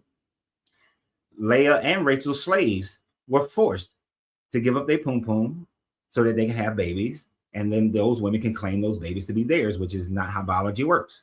Hagar was forced into having sex with old ass Abraham. She didn't have a choice. She was a slave. She could either do that or suffer the penalties of what a slave would have to suffer. That's not free will. That's somebody forcing you to do something that you may or may not want to do. So the morality of this God shifts depending upon what the situation is, which then would kind of make it subjective, because it's subject to whatever the conditions. If the Israelites start worshiping another God, then they just kill those ones who worship the other God. as with the events that happened in, I think it was Peor. No, not Peor. Wherever they got with the Moabite women and start worshiping their gods. But if you are a different tribe and you worship a different god, then genocide everybody. Everything that has breath, kill it. This God's morals are subjective to the Israelites because they get the same rule is different for them than it is for everybody else. So even with his supremacy, he is subjective with his morality. Because if you're not his chosen people, then you suffer annihilation and rape.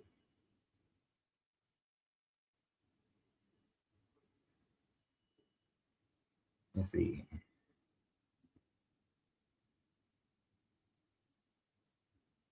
Oh, I saw some private comments, but that was from Federal Theology.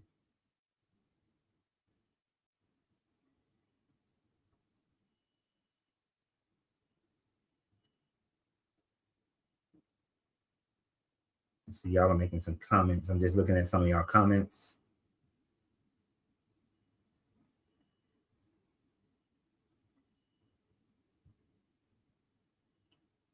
No, you're absolutely right, Jim. Those were stories of Leah and the others, and they weren't instructions given by this God.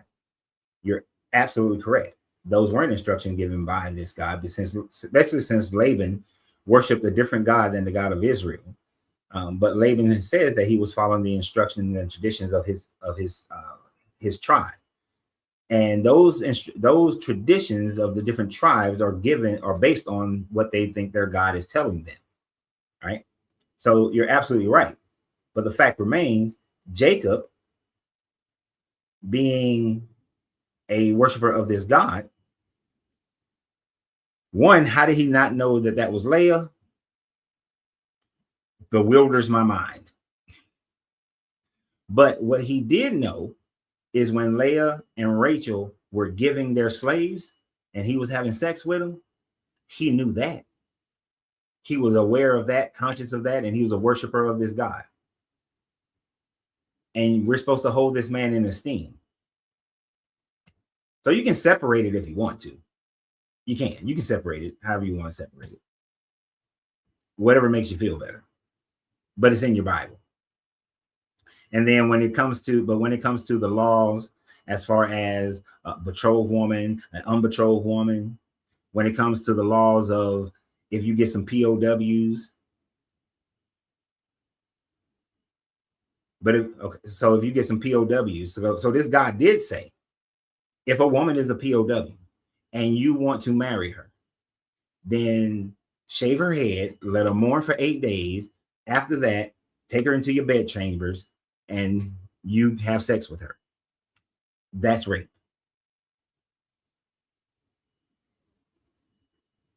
That's rape. That's rape. And that's by your God. That is straight up by your God.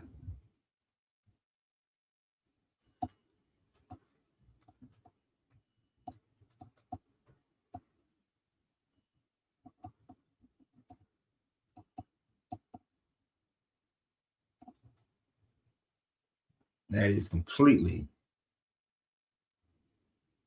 the will of this God. Deuteronomy 12.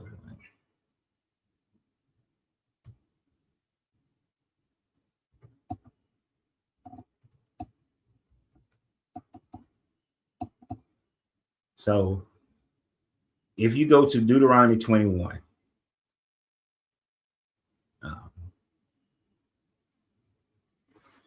so Deuteronomy, everything in Deuteronomy is commanded by the Lord, right? There is nothing in Deuteronomy that is not commanded by this God. So when he's getting to verse 10, when you go out to war against your enemies and the Lord your God hands them over to you and take them as captives. Suppose you see see among the captive a beautiful woman whom you desire and want to marry. And so you bring her into your house. She shall shave her head, pare her nails, discard her captive garb, and remain in your house a full month. So I say 8 days, but it's a full month. Mourning for her father and her mother. After that, you may go into her, get the pum pum, and be her husband, and she shall be your wife. But if you are not satisfied with her, you shall let her go free, and certainly not sell her for money. You must not treat her as a slave, since you have dishonored her.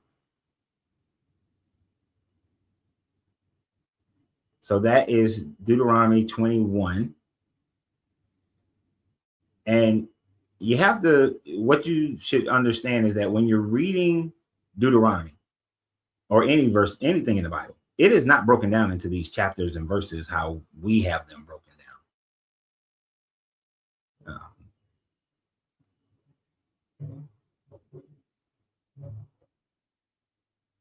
So when it starts, so it consistently and continuously says, the Lord God told Moses.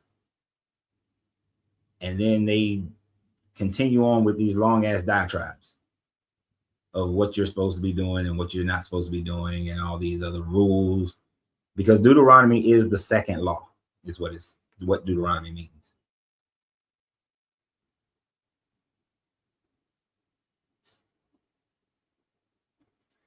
And he's saying, he said biblically, you can only take someone as your wife who consents. Nowhere in what I read did it say anything about a woman's consent.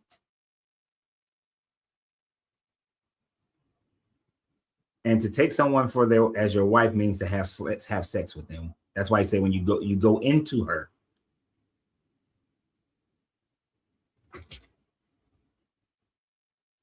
You go into her. And there is absolutely nowhere in the Bible where it says that that a woman has to give consent.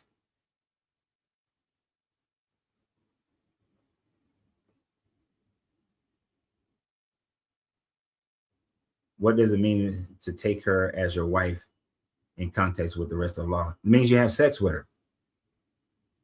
All this marriage certificates and ceremonies and all that kind of stuff is additional man-made shit. The marriage begins when you have sex. This is why if you're in, I know in Georgia, I don't know about other states. If you have had sex with a woman within 30 days and you're legally married, you have to not have sex with her for at least 30 days before you can get a divorce. And yes, sex without consent is rape.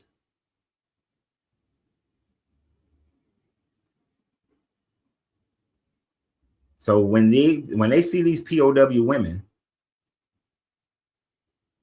and they want to take her and they think, oh, she's cute, I want to marry her. Let her mourn for a month, and then boom, boom, bang, take into the bed chambers, go into her, and she's your wife.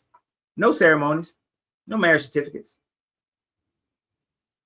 All that is just legal shit. That's legal stuff we've created in order to separate property in case of a divorce.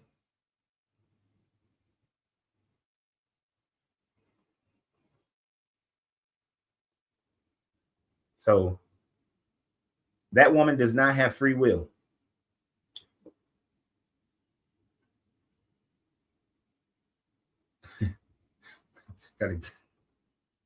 Shocker. Maybe they meant the shocker. Those who know what this is. Give her that shock treatment. I know Kevin Willis know what this is. I'm betting. Let me rephrase. I'm betting that Kevin Willis knows what this is. Know that shocker. I mean, some people, but that puts a strain on this finger.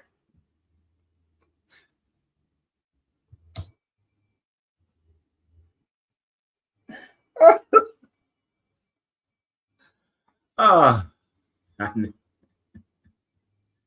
knew Kevin would know.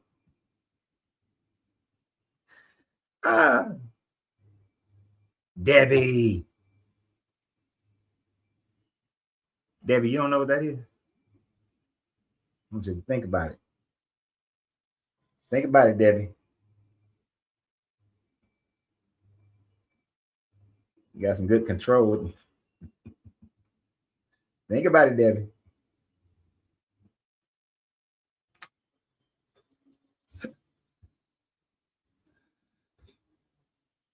And Debbie, if you don't know what that is, you've been missing out.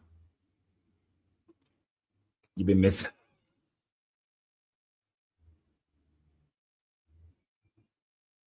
Brian, come on, bro. Brian, you got to know what that is. Brian, you got to know.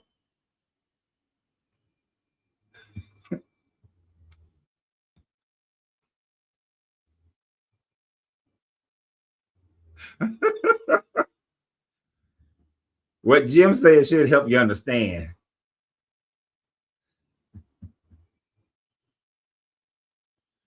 Oh, you.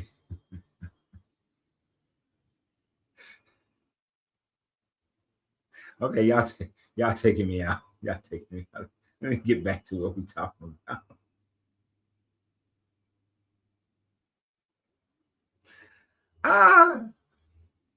I don't even know who started that. I think I started that. So my apologies. My apologies. My apologies. My apologies. Oh, this is interesting. Even when it comes to worshiping the beast, there is no free will. The Bible says that everyone on earth will worship the beast unless their name is written in the Lamb's book of life, since before the foundations of the earth, which is in Revelation 6:13, 16 through 17. The beast forces all people to receive the mark on their right hand and their forehead, without which they cannot buy or sell. I didn't even think about that one, Isaac, and you're absolutely right. Oh, and I want to thank you. Isaac is the reason we're having this conversation today. This was a conversation. This was a suggested conversation by Isaac. So y'all can thank him for that one. But yeah, I didn't even think about that. Even with the beast, you're not going to have free will. If you don't find yourself sealed by this God, written in the book of life, you will worship the beast.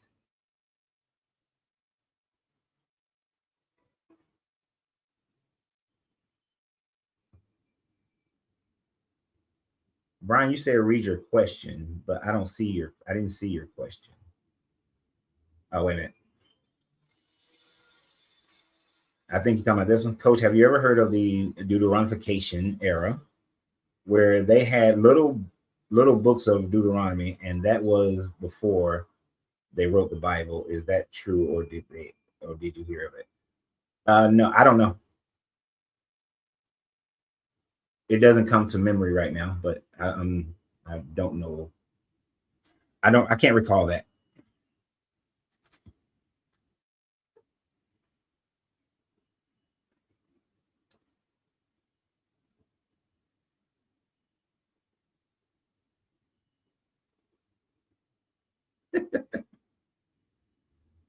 I'm not even going to respond to that.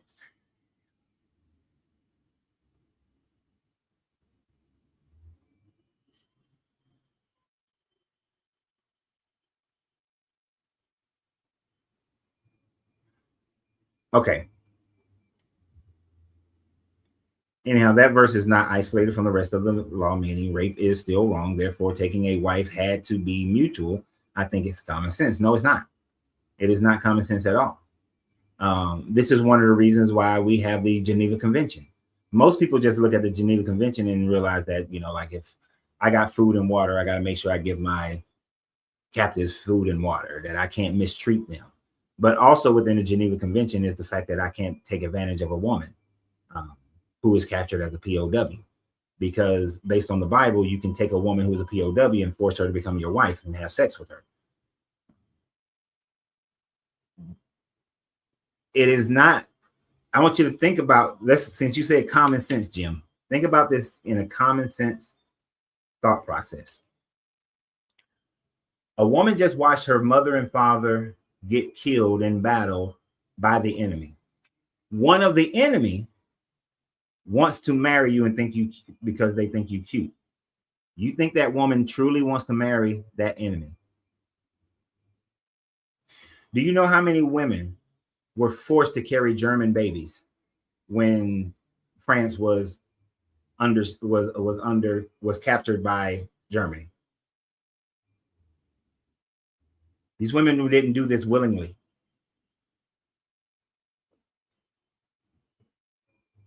You can research history and see that.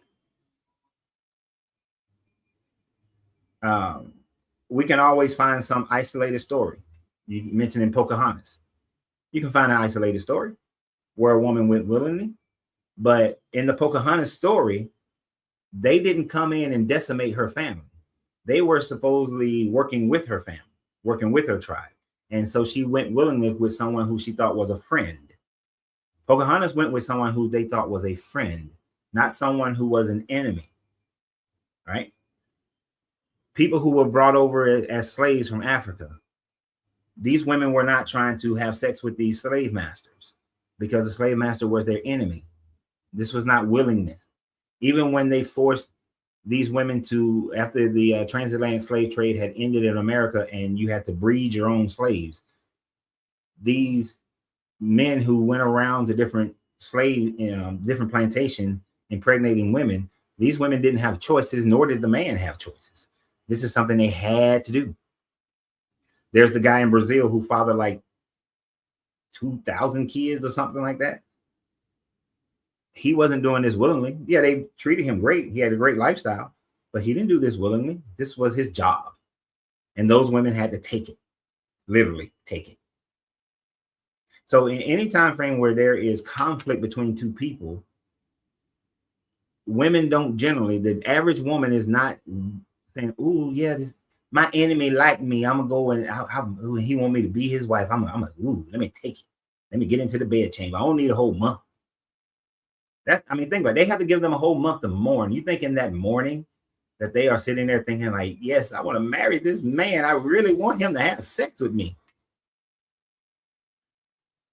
I have hardly ever used this term, but that is some serious ass mansplaining. And if we're going to do the it happens, then you can just, everything happens. Everything happens. But come on, man.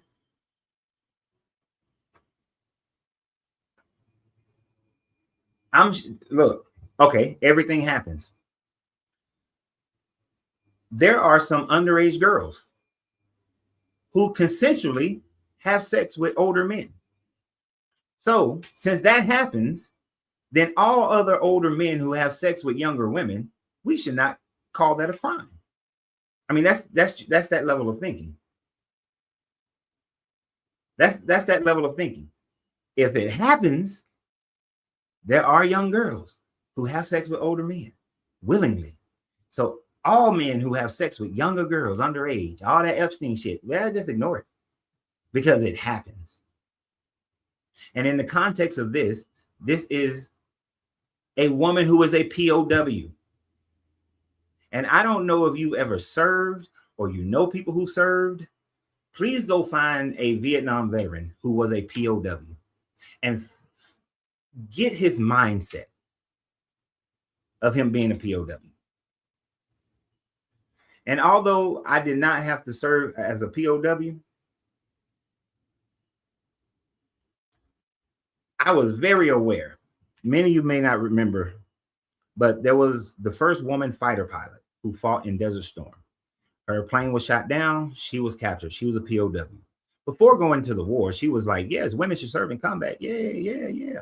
But after her POW experience, and she waited until she got out, then she flipped the script. Hell no, women shouldn't serve in combat because of the way she was treated during her POW time frame. At no point in time did that woman want to be violated as she was violated during that time frame. So, no. And the context of that situation, the woman is a POW. That in itself tells you it's an adversarial situation.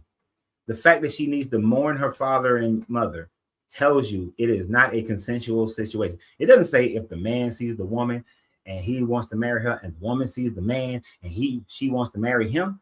It just says if the man sees her, thinks she is beautiful and wants to marry her. And nowhere does the context suggest the woman wanted to marry the man. That is some mental gymnastics.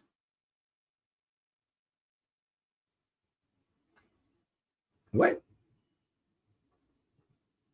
Polyandry is not free. Come on, man.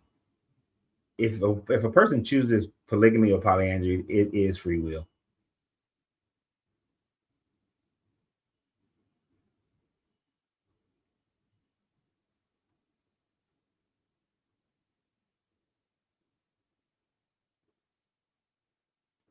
Now, I haven't read this hadith, so I'm just taking this off what Brian is saying. He said the Prophet Muhammad died because the Jewish woman poisoned him. He killed her father and destroyed their town and took her as a sex slave. And she ended up cooking for him and poisoned him. It's in the hadith. A lot of Muslims don't even know that. They know he was poisoned though, but not how. But it's in their scriptures that they don't read. Because that's the mentality of someone when you kill their family.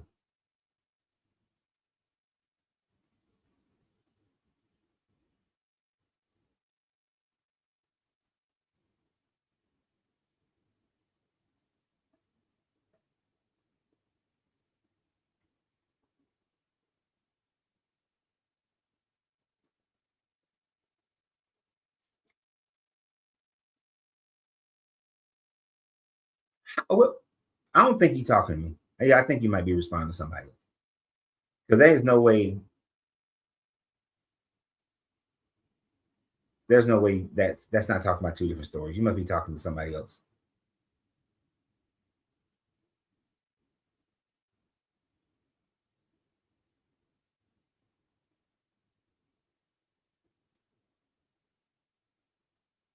Again, federal theology, to be specific, I was talking about your free will when it comes to being tossed your ass into the lake of fire.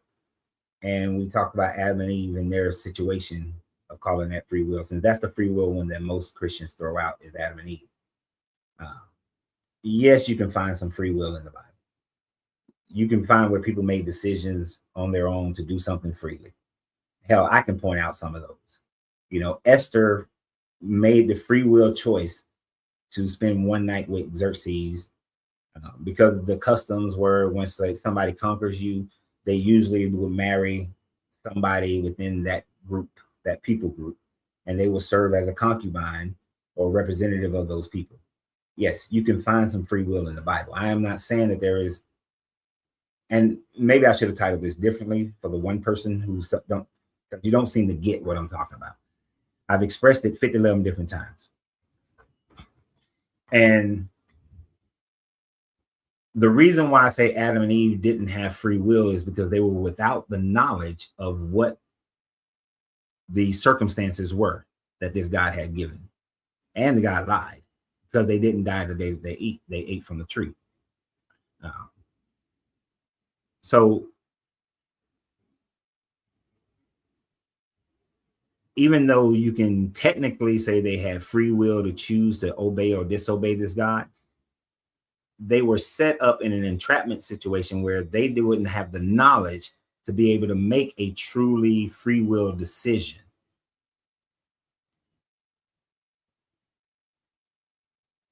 And that's the difference.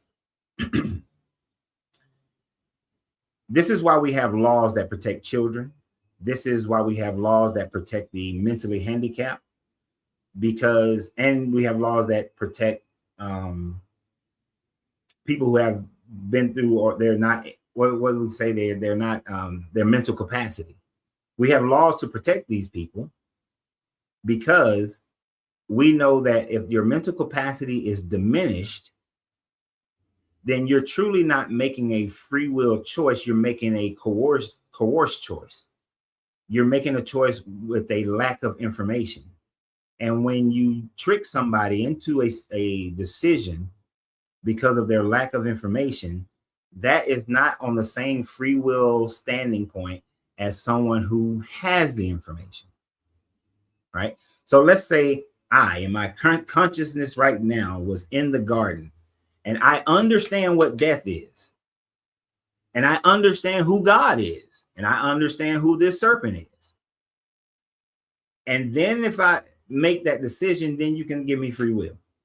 But if I have a smooth brain, I don't know what disobeying is. I don't know what death is. I can't tell the difference between this God who's talking and this serpent who's talking. I don't know their authorities. Then the decision I'm making is a diminished capacity decision.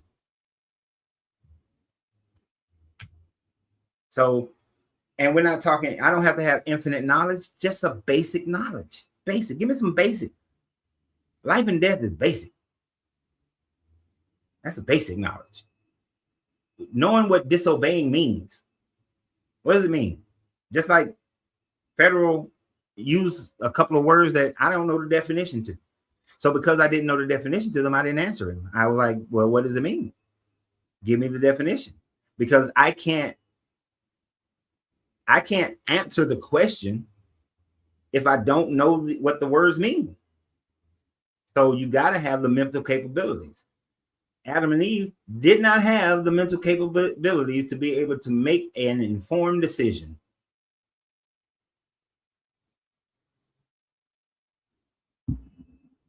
And we have it within our own laws. Like, let's say you have a parent and that parent has dementia. Well, we do not give those parents free will to make most of the decisions in their lives because they have diminished capacity. We don't allow children to make certain decisions in their lives because of diminished capacity. That's one of the political things that people are fighting right now. Should a child be able to get a sex change operation if you're under a certain age? We tell them no, because you don't have the mental capacity to do so. Others are saying yes, because they believe they do have it, which is why it's all subjective. That is a subjective thing. But when you have some people who don't know what death is, they're not capable of making a decision. They can't, you don't. And this is why the overwhelming majority of things in our lives, of how we live our lives and how we conduct ourselves in society, are all subjective. To go back to the subjective and objective and subjective argument, most things are subjective because one person is going to say that, oh, no, they had enough mental capacity. The other people are going to say they don't. I got this one dude talking to me, and then I got this serpent who talking to me. I don't know the difference between good or evil. So how would I know if the serpent is telling me something that's good or bad? How would I know if this God is telling me something that's good or bad? How would I know what their authorities are? One says that I'm going to die if I eat it. Hell, the woman went even further and said, we'll die even if we touch it. Because the God of the Bible didn't say if you touch it, you'll die. He only said if you eat it, you'll die. She added her own stuff to it. Yeah, no.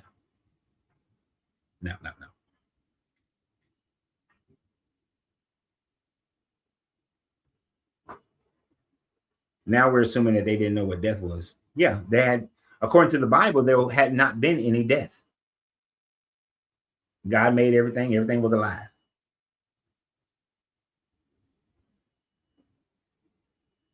Most Christians accept that the first time something died is when this God killed something to make clothes for them.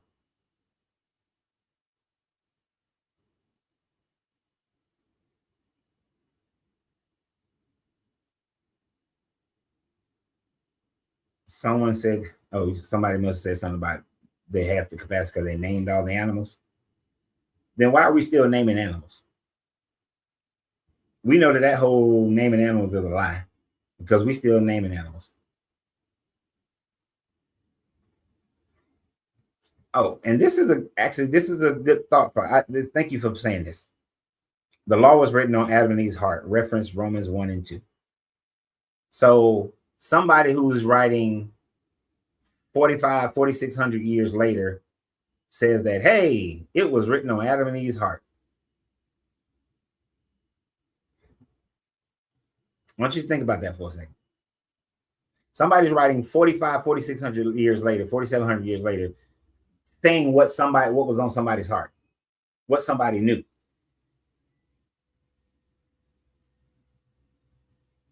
That's like me saying Adam looked at Eve and thought, damn, she fine. I have no fucking idea if that's what Adam was thinking.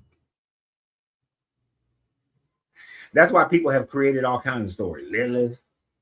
Some people say that Adam didn't like Lilith because he watched Lilith being created. And when he saw her innards and all that kind of stuff, he was disgusted by it. I forgot what group of people says that. They just making shit up. Just making shit up.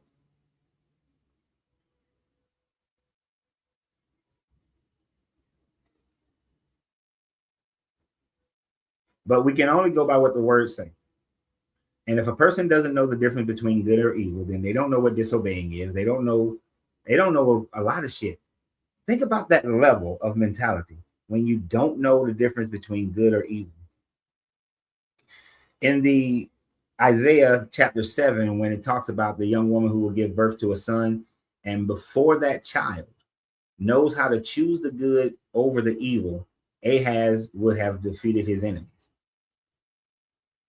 Obviously, they understood in Isaiah, there's a time frame where a child doesn't know how to choose good over evil.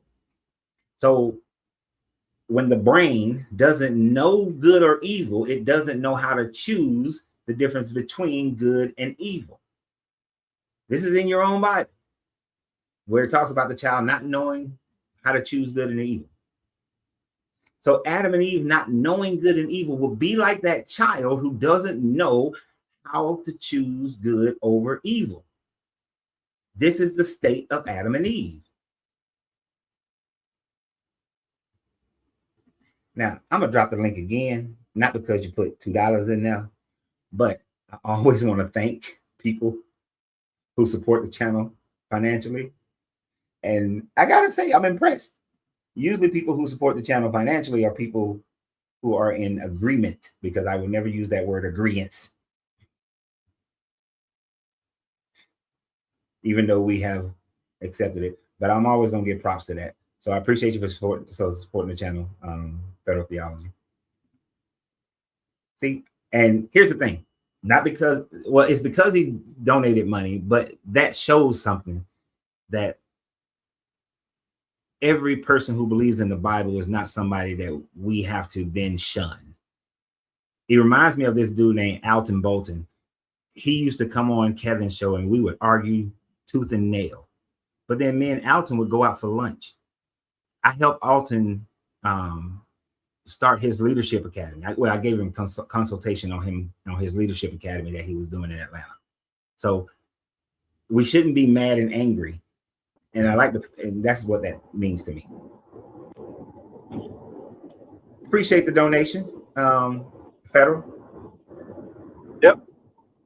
Well, Yeah. And I hope you heard everything I just said about how we can have these debates or conversations, but it doesn't mean we have to judge people's character and think that they're just the worst people in the world. sure. Yeah. So I'm guessing you had more. You got a break. Yeah, I got a couple minutes. I'm trying to understand your free will argument, and it sounds like you're saying because they lack a specific amount of knowledge, therefore they lost free will or didn't have it. Yeah, it's not truly free will, because their diminished capacity wouldn't allow them to make certain decisions, right? Like I had asked your, sorry. So I was just going to give the example of, we wouldn't let a 3-year-old drive a car down the highway because they lack the capacity, the mental capacity to be able to make those determinations, right? Yeah, that's not free will. That's permission. A 3-year-old can still freely get into a car and crank it up and drive it. True, they can, but So we know could you redefine it for me? Can you redefine free will? So the free will is defined as being able to freely make decisions without coercion, without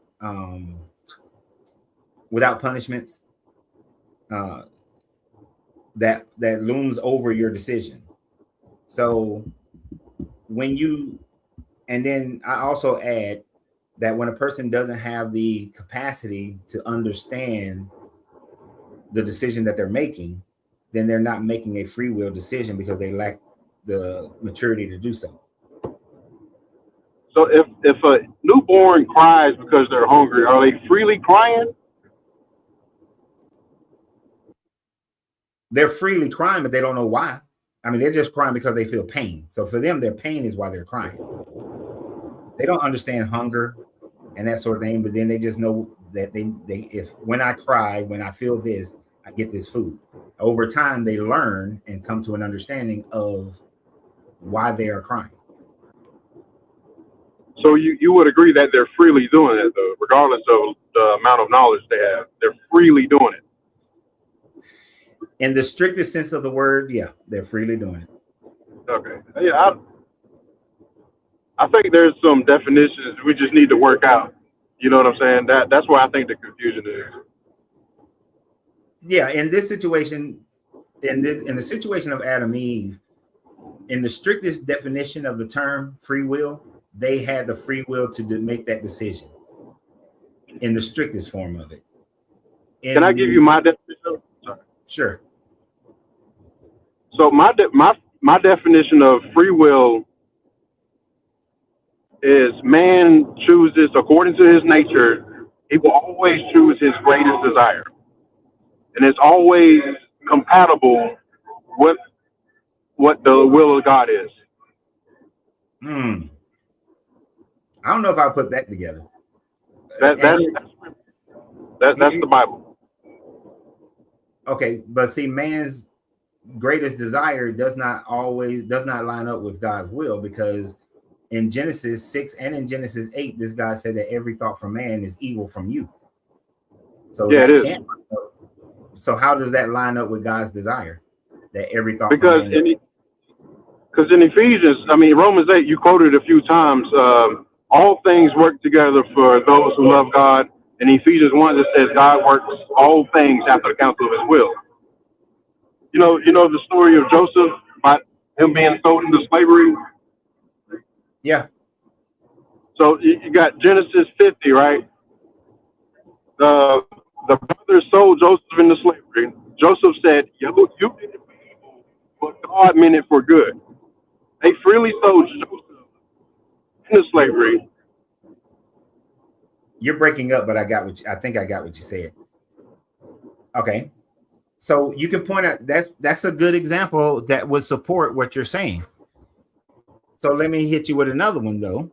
According to Ephesians 1 and Romans 8, with that predetermination, then all those people who are good parents, good mothers, fathers, brothers, uncles, do good things in the world, but don't believe in Jesus, they all are predetermined to be burned into a lake of fire because they don't believe in Jesus.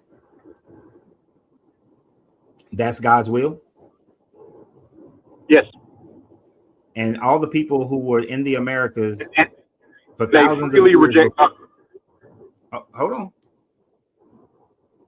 All those people, and a lot of those people are like the people who was in Americas before Christianity ever came to America. They never heard of this God. So right. They never had the opportunity to reject this God, but they all go into this lake of fire. Have you read the book of Romans? Romans says otherwise. The Bible does not teach that. What does Romans say that would be otherwise? Because historically, everybody was out. It's without excuse. That's what Paul says in Romans 1, Romans 2. Because by nature, God. Wait. You broke up. You said everybody what? In Romans 1, Paul is laying out an argument how everybody knows God.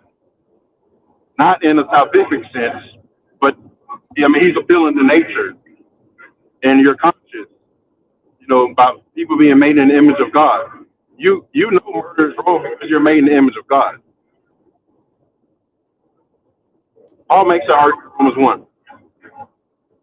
Paul's argument is a narrow view of the world, and therefore is not an actual truthful view of the world. Well, are we arguing what the Bible teaches, or what do you believe?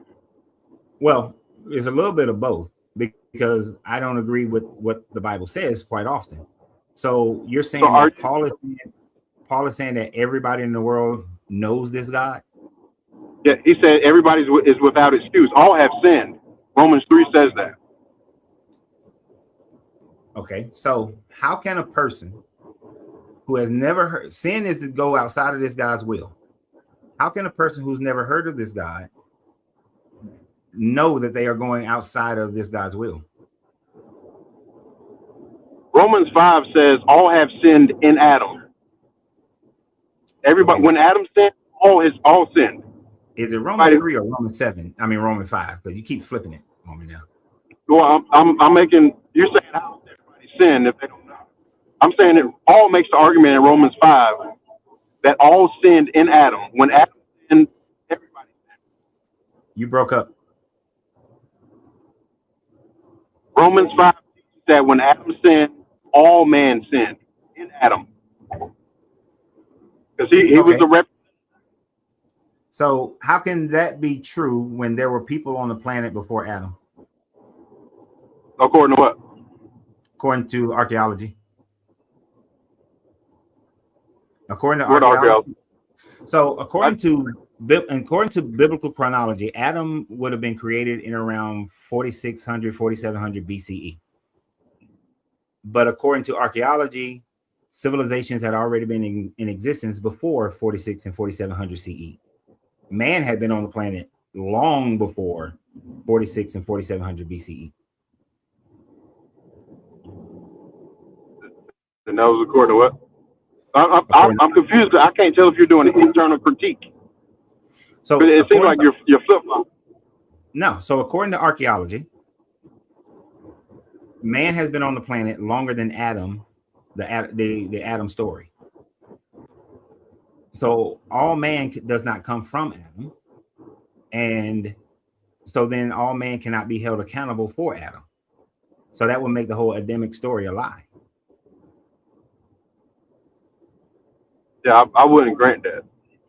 Because you need God to do science. You need God to do everything. Because you need logic, right? No, we don't need God to do science. 97% of scientists are atheists. Yeah, well, the first scientists were all Christian. What I'm saying is, as far as using logic, where do you get logic from? I think you said as far as using logic, where do you get it from? Is that what you said? Yeah, like we need the rules of logic. Yes, we need the rules of logic to do science, right? Okay, so logically, we know that the Sumerian and Egyptian civilizations were around in 7,000, 6,000 BCE. That predates Adam. No, I'm asking you to justify logic. Justify the use of logic. Why can't I contradict you, and why can't you contradict me? Why can't I contradict you?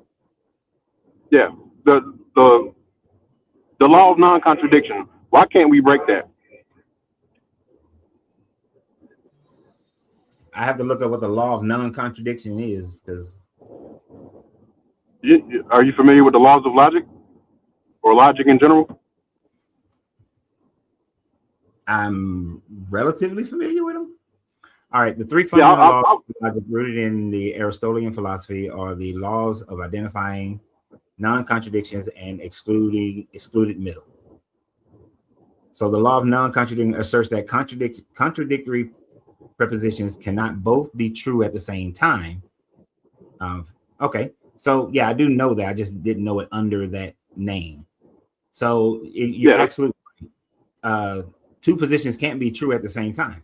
And Adam, being the first man, cannot be true at the same time as man existing prior to Adam. But archaeology shows us that civilizations existed before Adam. So then the Adamic story would not be true. I'm asking you to justify why contradictions are wrong.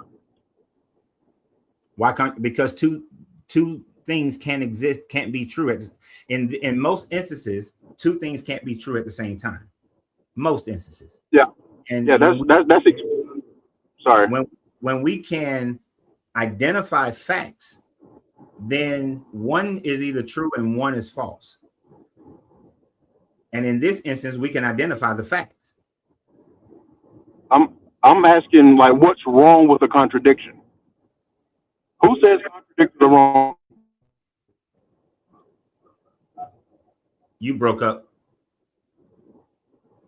I'm losing service, I believe, but I'm only asking, how can you justify using logic?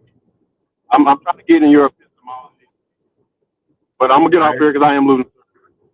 Yeah, I don't know. You're in the middle of nowhere, man, with that old raggedy service. Need you to get some better service. But, All right, bro, have a good one. All right, have a good one. I'll explain while I'll hopefully explain what I'm saying. So there are very few instances where two things can be true at the same time. But when we have facts, then logically, one has to be true and one has to be false.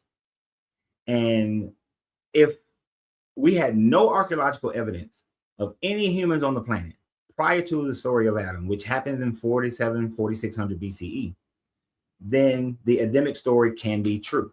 But as soon as we discover facts that man existed prior to the story of Adam, then we say that the Adam story is false, because both of those cannot be true at the same time. Adam cannot be the first man, and all men on the planet come from Adam if there were men on the planet before Adam. So therefore, Adam's story is a false story. What up, Scott? Hey, how's it going, man? Can you hear me okay? Yeah, I can hear you. Gotcha.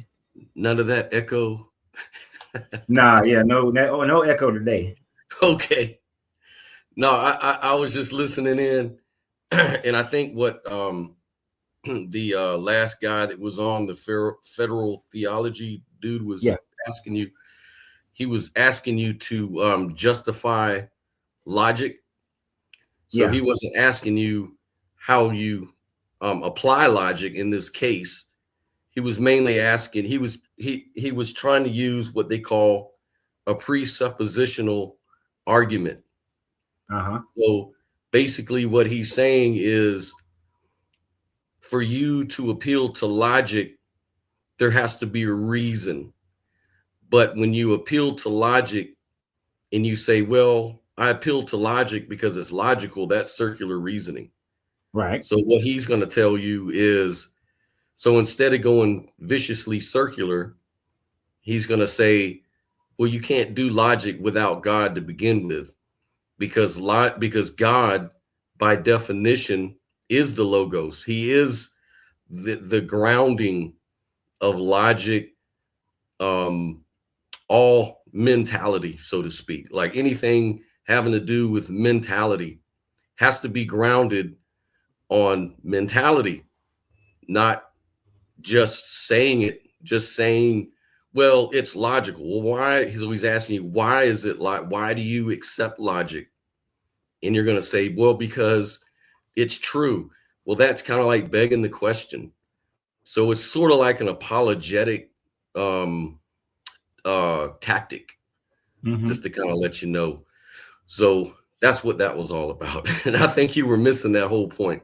Yeah, I completely missed that whole point, because, you know, in my worldview, I would simply just understand that if I have facts and I understand what those facts mean, then those facts give me an understanding, and then I apply that understanding to the world, which then gives me my correct information or my wisdom. Right. It's called, so I would apply that to the trivium. That's called the trivium, where you just gather facts. It's not about, and then to go into the whole thing about God provides the mental capacity to be able to have logic, you would first have to be able to prove that this God exists in order for me to accept that this God is the one who created my ability to recognize facts, understand those facts, and then put those facts into practice. Well, I'll just for the fun of it. Wait a minute. I'll, Hold on for one second. Hold on for one second. Thank you again, Federal. Appreciate it. Appreciate it. Man, look, let me do the thing. Federal is not doing all you other guys. Federal is supporting the channel more so than you. Ain't that's how they do it on YouTube and stuff? Federal is donating to the channel more than you other guys who agree with me.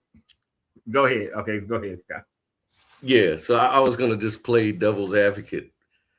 So I'd say, okay, so we'll start there.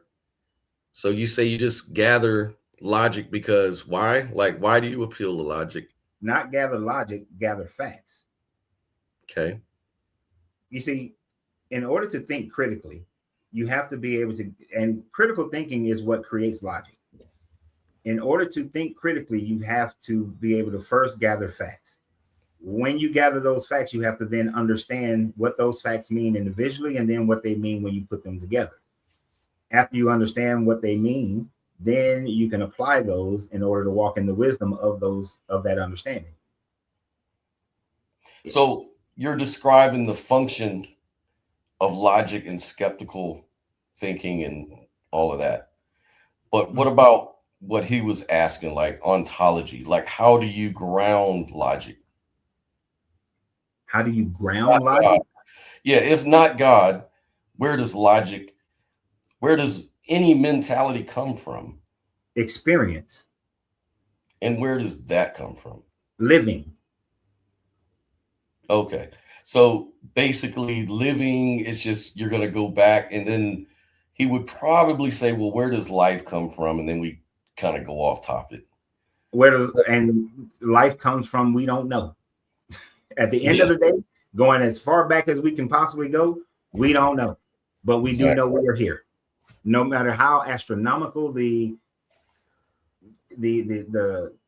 math is as far as our existence, the fact that we do exist means that the 1 in 1 quadrillion happened and we're here. So but nobody knows why and how.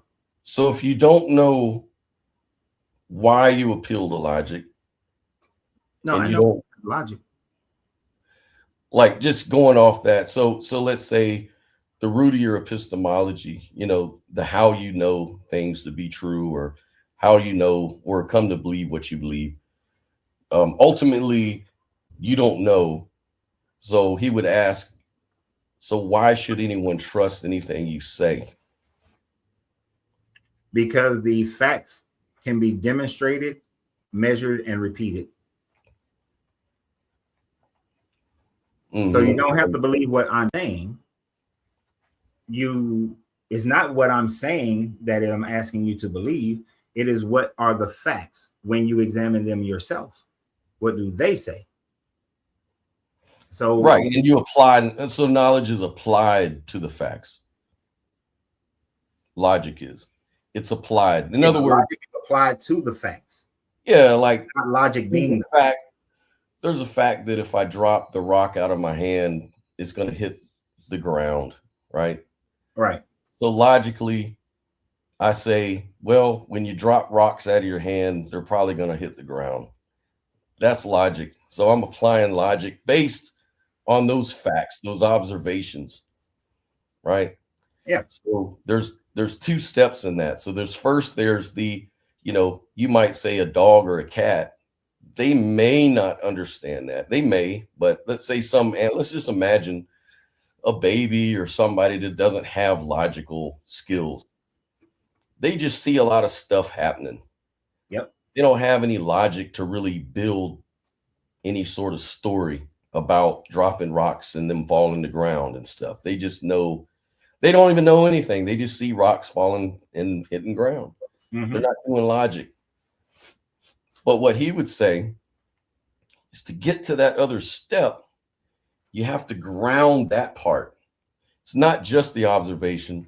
There's a part of you being human that is able, that has that ability to bridge that gap between the facts in a story, a coherent story.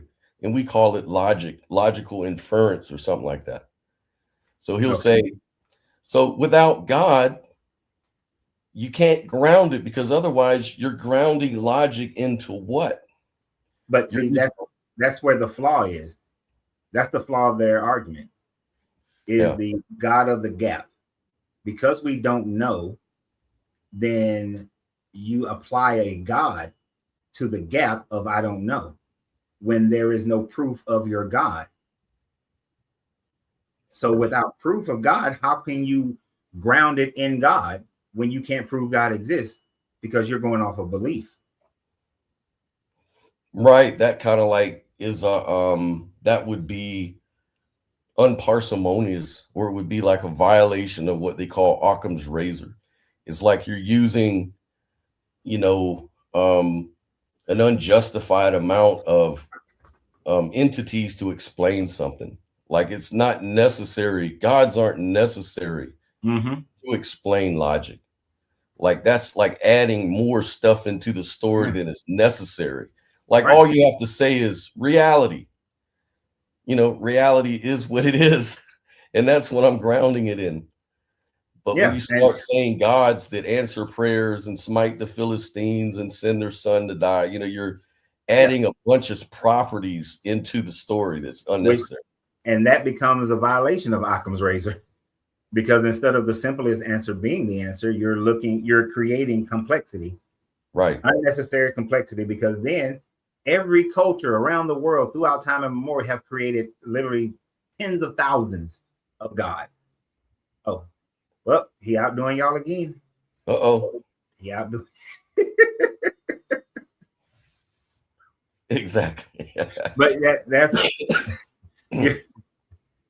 you're and that's the whole thing, that they say you have to ground it in God, but you don't. That's adding too much complexity to a simple story. And the simple answer is we don't freaking know. But the things that we do know, we know. Right. And adding complexity unnecessarily is actually illogical. So if God is the author of logic, then he makes it impossible to use him as the foundation of logic, because to do so would be illogical. I like that. See how that works? Kind of neat how that works. Exactly. Yeah, it does.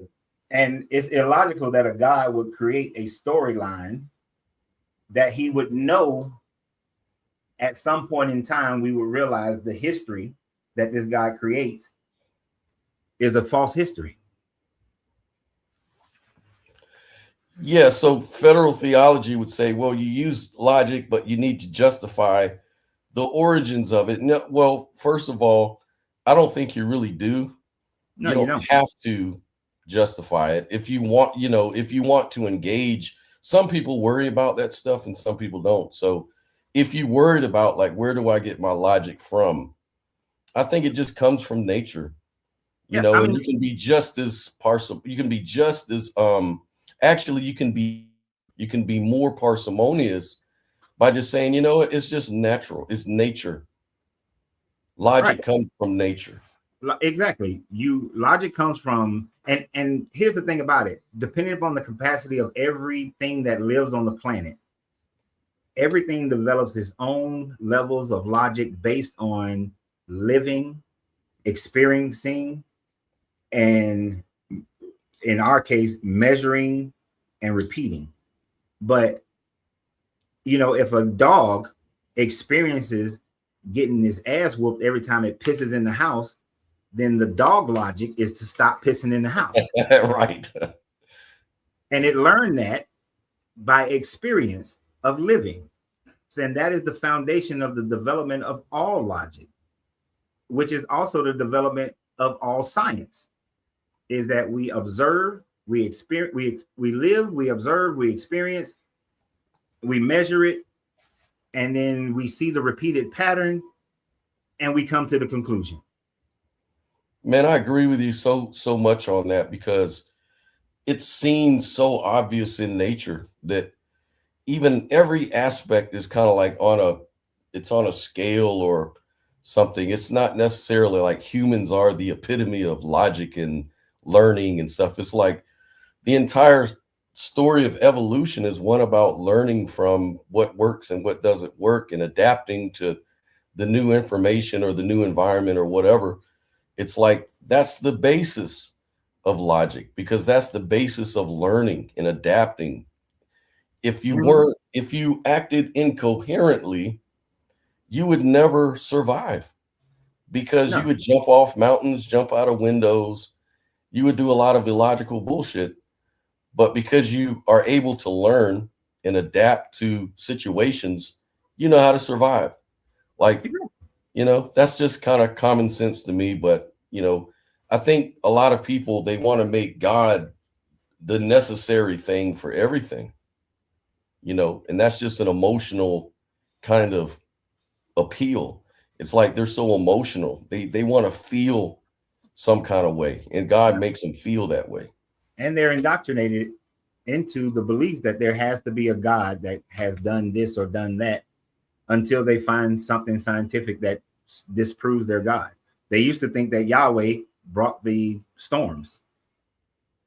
No one thinks Yahweh brings, even Christians know storm patterns. You live in the Caribbean, you go every so often you're gonna get a hurricane. Not because God sent the hurricane, but because we understand the storm pattern. Yeah. And so logically, either deal with it or get the hell out of there. But it's gonna happen.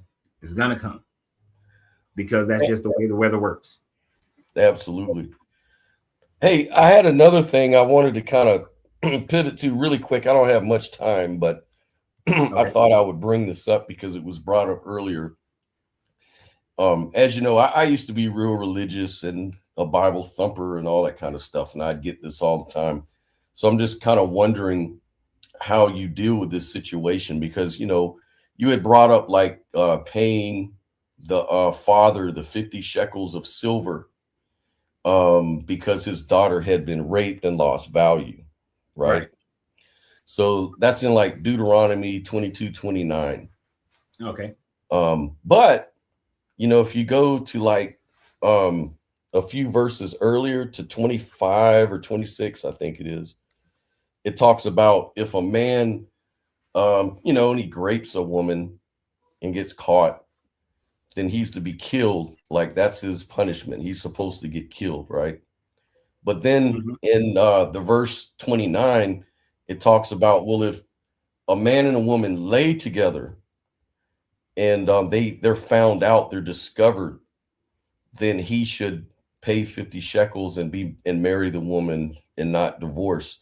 So the way I understood it back then as a Christian was that one is talking about the grape, but the other one is talking about fornication. So I'm wondering, are you seeing it the same way? Or are you saying that both situations are grape? Both situations are rape. And the distinction is that the woman in the earlier version, which is in 25, I think. Well, it actually starts even earlier than that, because it gives a bunch of different breakdowns of how it works. So like in 22, it says, if a man is discovered lying with the wife of another man, then both shall die. The man who lay with the woman and as well as the woman. 23, it says that if a young woman who is a virgin already engaged to be married to a man, if he rapes her in a town, you should bring both of them to the gates of the town and you stone them to death. But should the woman, and the reason why the woman is killed because she didn't cry out for help while she was in the town. Right. But if he rapes her out in the open countryside, because there was no one around to hear her cry, then only the man is killed. Then 28 starts with, and you got to read 28 to get 29. It says, if a man meets a virgin who is not engaged and seizes her. So that's the key point that many pastors don't talk or teach or people ignore. When he seizes her and lies with her, it doesn't say that they lied consensually. it says that the man seizes her. And the word that is used there means to seize somebody aggressively, to grab, to take hold of them aggressively, which is I see. right. And then he pays the 50 shekels because he's violated her, because he's violent. And then that's the other part, because he's violated her. How else do you violate someone?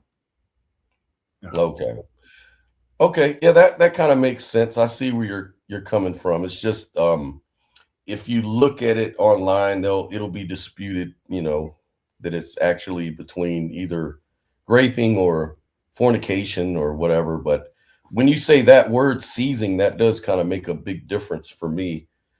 Because why would you have to seize someone in order?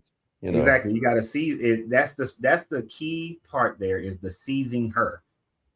Yeah. She didn't seize him. They didn't lie together not conceptually. They didn't have an agreement to mutual, do that. He seized her. And some people have even went as far as say, oh, this kind of like when you have rough sex and you want your man to just grab you and throw you down and you agree to it. No. I've literally had women who was trying to justify it through that means. I'm like, oh, hell no. Are you serious? I can understand a man going down that route, but a woman saying that, I was like, no, live your fantasy somewhere else. But in the Bible, that is not part of it. Yeah, don't project your crap on your freakiness onto the Bible. Yeah. I ain't saying it's a bad freakiness now. That sometimes it's good when you just woman come home and you just snatch her up. Yeah, but y'all already agreed to be in this relationship where you could do that. Right. But it's not when you're a stranger on the road, it's not cool. Exactly. If I just rolled up on some woman and I just see, like when I was in the gym this morning, the young lady in there, if I seize her, that is not her willing participation. No. That's jail time. Yeah. For sure. Hey, thank you so much, man, for that. I got to get out of here, but I just wanted to participate a little bit while I could. So, all right. I appreciate it. Brother. Yeah, man. Till next time. All right. Till next time.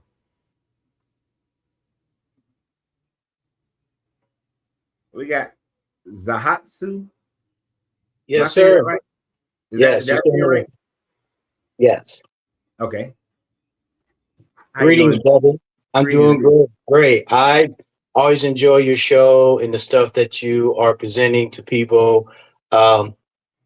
Just to kind of comment onto what the guy was saying, kind of like disputing the logical thing and saying how could you not accept the contradiction, right? And trying to base the like God is central to anything that's logical. Right. Okay. So the thing is, most of us are not taught the concept what is referred to the law of consistency. Mm-hmm. Okay. So what you were trying to say is that what is consistently demonstrated throughout life and throughout the planet is how we develop a logical system. Right. Problem is with Christianity, it is subject to interpretation. It is no consistency. So someone else can take whatever scripture that they want and they can interpret it how they want. And this is why you got various denominations of churches and Christians, because they all interpret the Bible the way that they see fit, right? There's no consistency, right? So, so I think that this guy just has assumptions and limitations based upon his scope of knowledge, but he wants to still fit everything in to his system of logic, in which everything is centered around God being the source of the God of the Bible, not the prime creator of the universe. Let's make a distinction, because there is this mix up. But at the same time, I do understand why the mix up is there, because the mix up is intentional.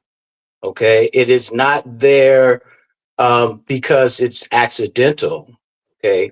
The mix up is there because they want everyone to be arguing, going back and forth, not really being clear on the direction that we should go about our daily lives. Okay. So I just think that people really need to know their limitations. And if he doesn't know his limitations, and he has the assumption that the Bible is complete and it's the best source of knowledge and information according to the laws that govern the world and the universe, he doesn't know his limitations. And I understand what you're saying, and I would agree to that, because when you take on, just like how he was quoting Paul and saying that Paul is saying every man is sin through Adam. That is Paul's limited view of the world, which limits the world itself. Talk had no idea of people living in the Americas, living in the South Pacific. So he is only talking, his world was the Roman Empire. That's it. The few of the other empires around the Roman Empire. So to him, that is it. That is the whole world. That's it. So he can say that everybody is through Adam, because they believe that all those people came from Adam down to Noah, through Noah's kids, and so on and so forth. But he had no idea that people have been living in the Americas for over 100,000 years. So those people could not have ever known about Adam. They would predate Adam. This and that shows the limitation of all the begotten, of how we chronologically put Adam in 4700 BCE, because the writers of the Bible just, this person begat this person at this age, and then this person that age, and then we get back to that time frame, and for them that is the beginning. And they were surrounded by other people, and I would go as far as to say that for those writers who was writing all the begatting, they were really just trying to say when the Israelite people began, not really trying to say that this is when all people began. See, that's an interesting point, because it's the very first word in which we're not questioning. It's just comes out, says in the beginning, but in the beginning of what? Right? If I'm going to say, I'm going to begin, or it's beginning, and you're just going to look at me like, what? Okay, what's beginning? Yeah. And actually, it's translated wrong. I know it is. I know. It shouldn't say in the beginning. It should say when God began to create. Okay, that's what I'm saying, right? But I'm saying that we look at the word "the beginning," and beginning itself is not a noun, right? Right. But it's done intentionally. Okay, I won't get into all that, but in fact, this is kind of a side note. I did write a book. It's called Babel versus Bible, and I discussed the etymology between the two terms and how they are connected. And if you ever wanted to read the ebook, I'll send it to you for free, and you can check it out for yourself. But that's just a side note, okay? Sure, you can say that. Yeah. But where can other people buy it? I did have it on. I didn't ask you where you did have it. I said, where can they buy it? I had to shut down the website because things weren't working out through the e-commerce site. So I could still order the book. I just haven't reset it up, right? But I know it just didn't work out. But okay. But that's just a side note. I can send you the ebook, and you can kind of look at it yourself and And when I get everything back up and running, I'll let you know. Okay. Telling us about a damn book that can't nobody get their hands on. Kind of bullshit is that? Well, they can get their hands on it. They can contact me directly and order the book. Okay. Damn. You know I love business more than I love this shit right here. Yeah. They can contact me directly and order the book. Okay. Right. But right now the e-commerce website, it didn't work out for me. It was just the whole payment setup thing, and it was just no, it didn't work out. So, okay. Yeah, you gotta have a massive. Well, you gotta have a masterful. I ain't gonna say massive, but a masterful marketing plan in order to make money off of a book when you're going through an e-commerce site, because you got to pay that fee every month. You do, right? And they take a portion of the book sales as well. They do. Yeah. So yeah, it didn't quite work out, but it's okay. It's okay. That's your fault. But someone wants the book. I can see the ebook, but the actual hard copy is better than the ebook because, well, for one, I'm an artist, so I made it more like a piece of artwork. So, but you'll see that because some of the images are in there when I seen the book.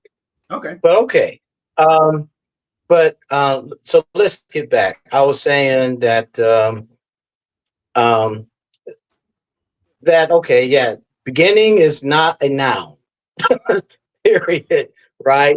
It's not a noun.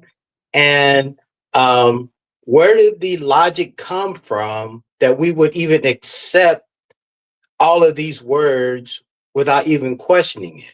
That's what I wanted to say to the brother. Like, hey, you're talking about logic, but I want you to think about even the words that we're using, such as belief. I mean, look at the word believe. You see the word belie in the word, okay? Without even questioning what you're using, right? You're not saying, I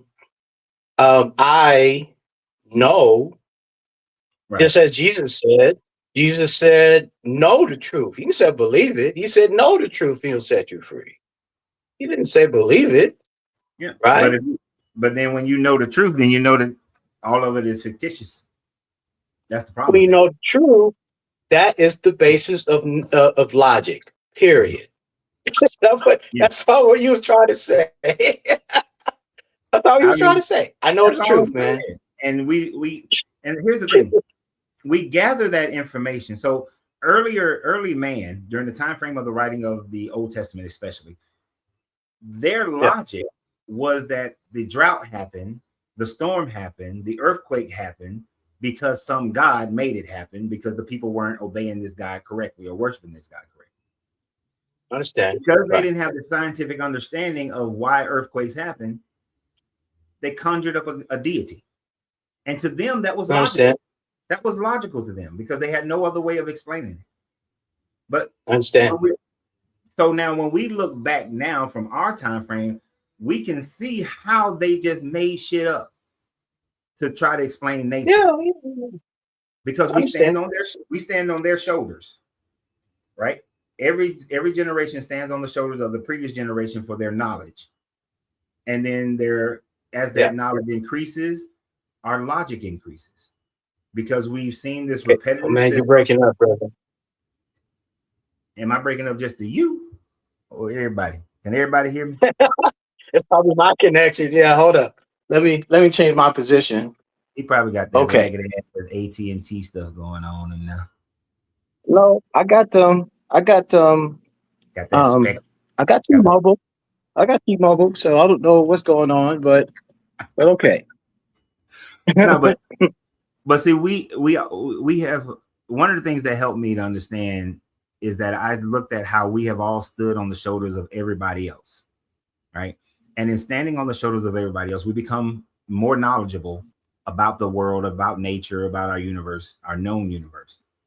And but the thing that the people who created gods could never do is to say, I don't know, which is what they can't do today, is they still can't say, I don't know. I don't know. Right. That's interesting point. Yeah. Like we can see to the edges of our known universe. we theorize that there's a larger universe outside of that. Because we can see our expansion, we can see the expansion of other known universes coming into our universe. So we see this explosion, shit moving, not everything moving out. Some things are moving in but that's coming from a different Understand. explosion, right? Mhm. So then there is a larger universe that is at play. But we don't know the extent of that. We don't know what's in it because we can't see it yet. Once we get developed further enough where we can see that, then we will have even more definitive facts about how our known universe is created, but knowing that there's a larger universe out there, right? But then we still won't know where that universe came from or how that, so there's always going to be this, we don't know. And what they've done is added the Bible, added a God to say, I don't know. And man has done that all over the world throughout time. Is to put a God in place of, I don't know. Understand. Right. So that would, what you say, this is why people start saying, well, I believe. Mm-hmm. You believe what it is that you don't know. Right. So instead of you saying that I don't know, you say I believe. Yeah. That's all. And here's a swerve.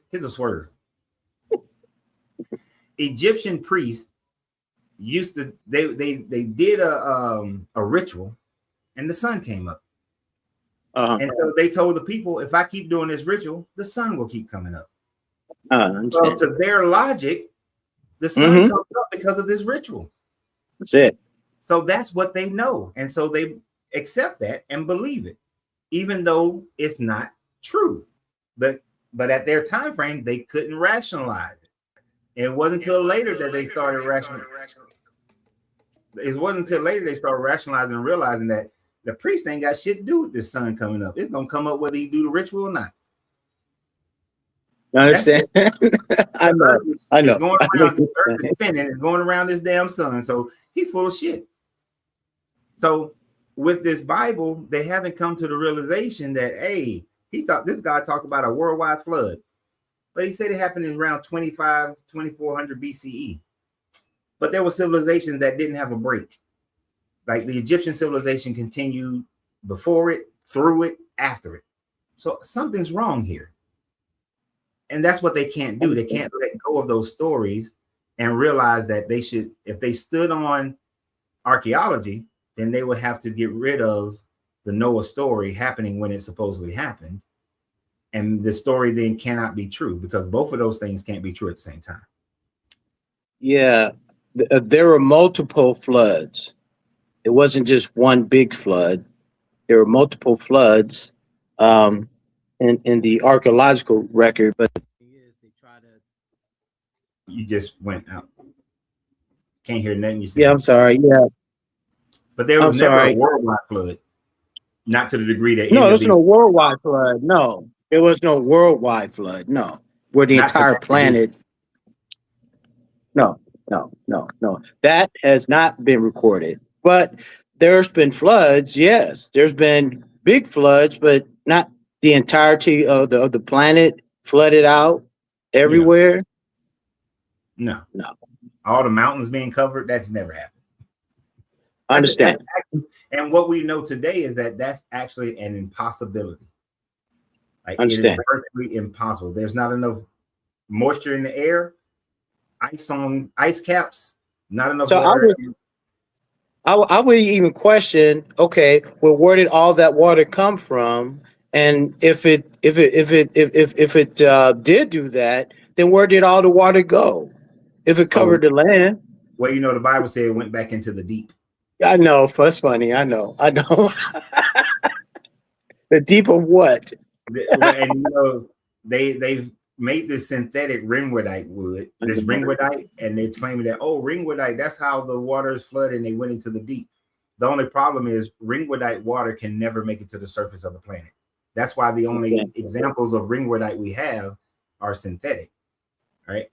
But it can never make it because the pressure that is so deep, and then before it could get to the surface, it would have to break up, and there's a whole bunch of other shit they have to break up and Well, yeah, but you're talking about hitting the depths of the Tibetan priest on Mount Everest. yeah, We're not just talking about sea level. no, We're talking about the top of Mount Everest. 18 Okay. feet, like 18. I think it's like 18 feet above Mount Everest, where there is not enough air for anything to survive up there. Right, but I'm saying the water went that high, Yeah. but then it went back down that low. I just want you to think about that, right? All right, and think about this too. At the level of Mount Everest, all water freezes. So how in the hell is Noah's boat floating around when all water freezes at that height? Okay, that's all I'm saying. I'm just thinking about it in the grand scope. Okay, that the whole earth flooded, and I'm like, no, you can't sell that one to me. Sorry. No, No. it doesn't work at all. It doesn't work. Now, the closest thing we have is the Younger Dryas flood. Which sea levels reclaimed their territory and rose 400 feet, right? And that only happens because of an ice age. And Right, the ice age, I understand. yeah, anytime there's an ice age, the sea levels drop. So we had this 25,000 year ice age that was happening, and with all that water on land, the sea levels dropped by 400 feet, and then when the ice melted, the sea levels rose Back up. Okay, so there was an adjustment with the water. That's fine. Yeah. Okay. And so when you got people who have been living on that for thousands of years, living on these what was coastal to them, when that water comes back, your ass get flooded. Okay, yeah, I can see that. Right. But that flood water never reaches the heights of mountains. I'm saying, right, mountains, right? I mean, we're talking the United States. You go up in Wyoming and Colorado, they got some pretty big peaks up there. Yeah. Okay. Yeah. And those Native American tribes who lived in those time frames, they never had a worldwide flood. There was no, that's just right. They had river floods, but they never had a cover the mountain flood. Right. Now, because the thing that comes to my mind too, I do remember like when they did look at specifically the Sphinx, because they are saying that the Sphinx is older than the pyramids because they saw that there's water, like Water indentations, right? Yeah. Water weathering on the Sphinx. Right. So I'm saying that it would show on the archaeological rocks here in the mountains.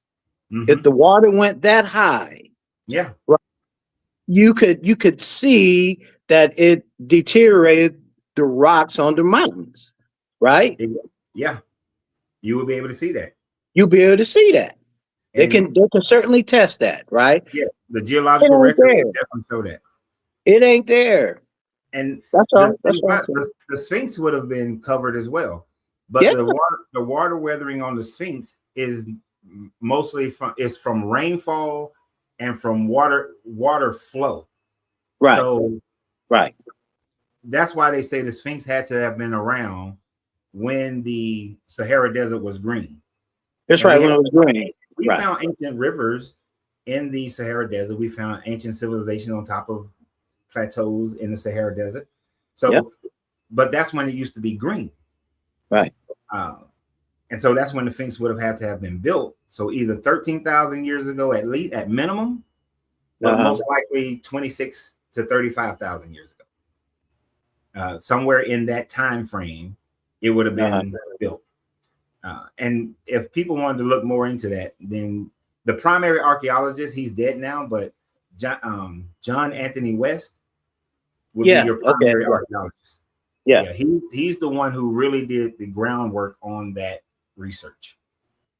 Right. Okay. I wish he was still alive because he had a hell of a tour that he would conduct. Cost about $10,000 to go, but it was a great tour.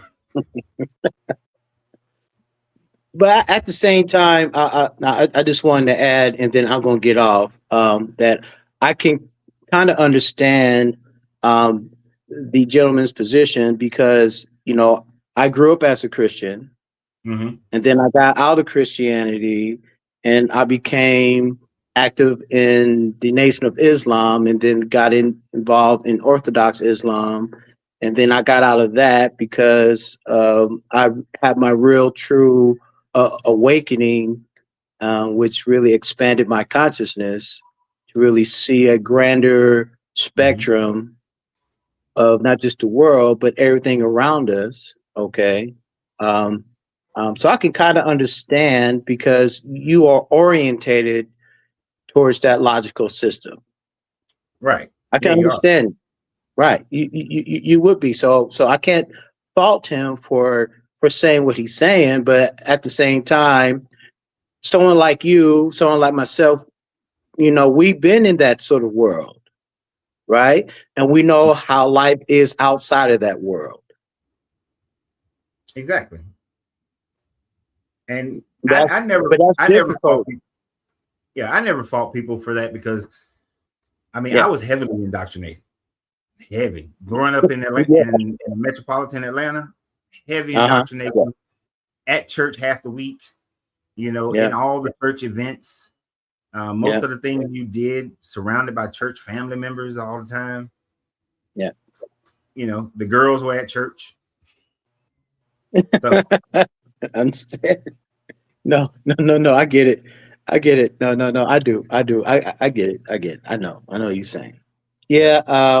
But anyhow, thank you, brother, for always doing the work that you do. You know, there are people out here who do honor and appreciate what it is that you're doing because you are doing it with honor and respect. You're not out here disrespecting no one. You're not out here, let's say, putting them down or anything like that. But at the same time, I do understand that they get into their feelings and they get kind of defensive because it's very difficult to, let's say, swallow big pills that you don't want to digest. You rather just not swallow them, and you want to just, you know, protect yourself. And a lot of times people get into fight or flight because they maintain the reptile brain thinking. So, you know. Yeah. I'm with you. Oh, and before you go, and appreciate you. Do you have a website? I don't have a website running right now. No, it's down. But Okay. I am on Facebook. I am on Instagram. I am on TikTok. Well, the reason why I say that is because I know on a website you can set your book up to where, and you still use a POS system that it'll run through. Okay. But it won't cost you as much as a publication site. Okay. But you can set it a POS system up, you know, where it's like Stripe, and then you can set the documentation up that anytime where your store, you can set your store up, your e-commerce store, so that every time somebody purchased the book, it automatically downloads into they automatically get the email link to download the ebook. Uh-huh. And you can set the ebook so that they can't share it. That once they get it, Okay. That'll be a low cost way of getting your book out there as well. Okay.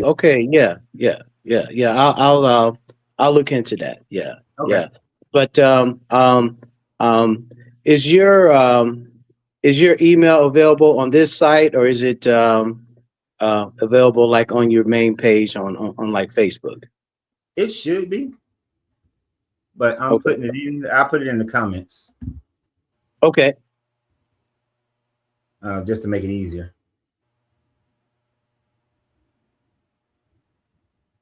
Well, no, I'll share mine with you as well. Okay. Yeah. So it's in the comments. And one person was right. Sometimes I do get disrespectful, but that's only when somebody is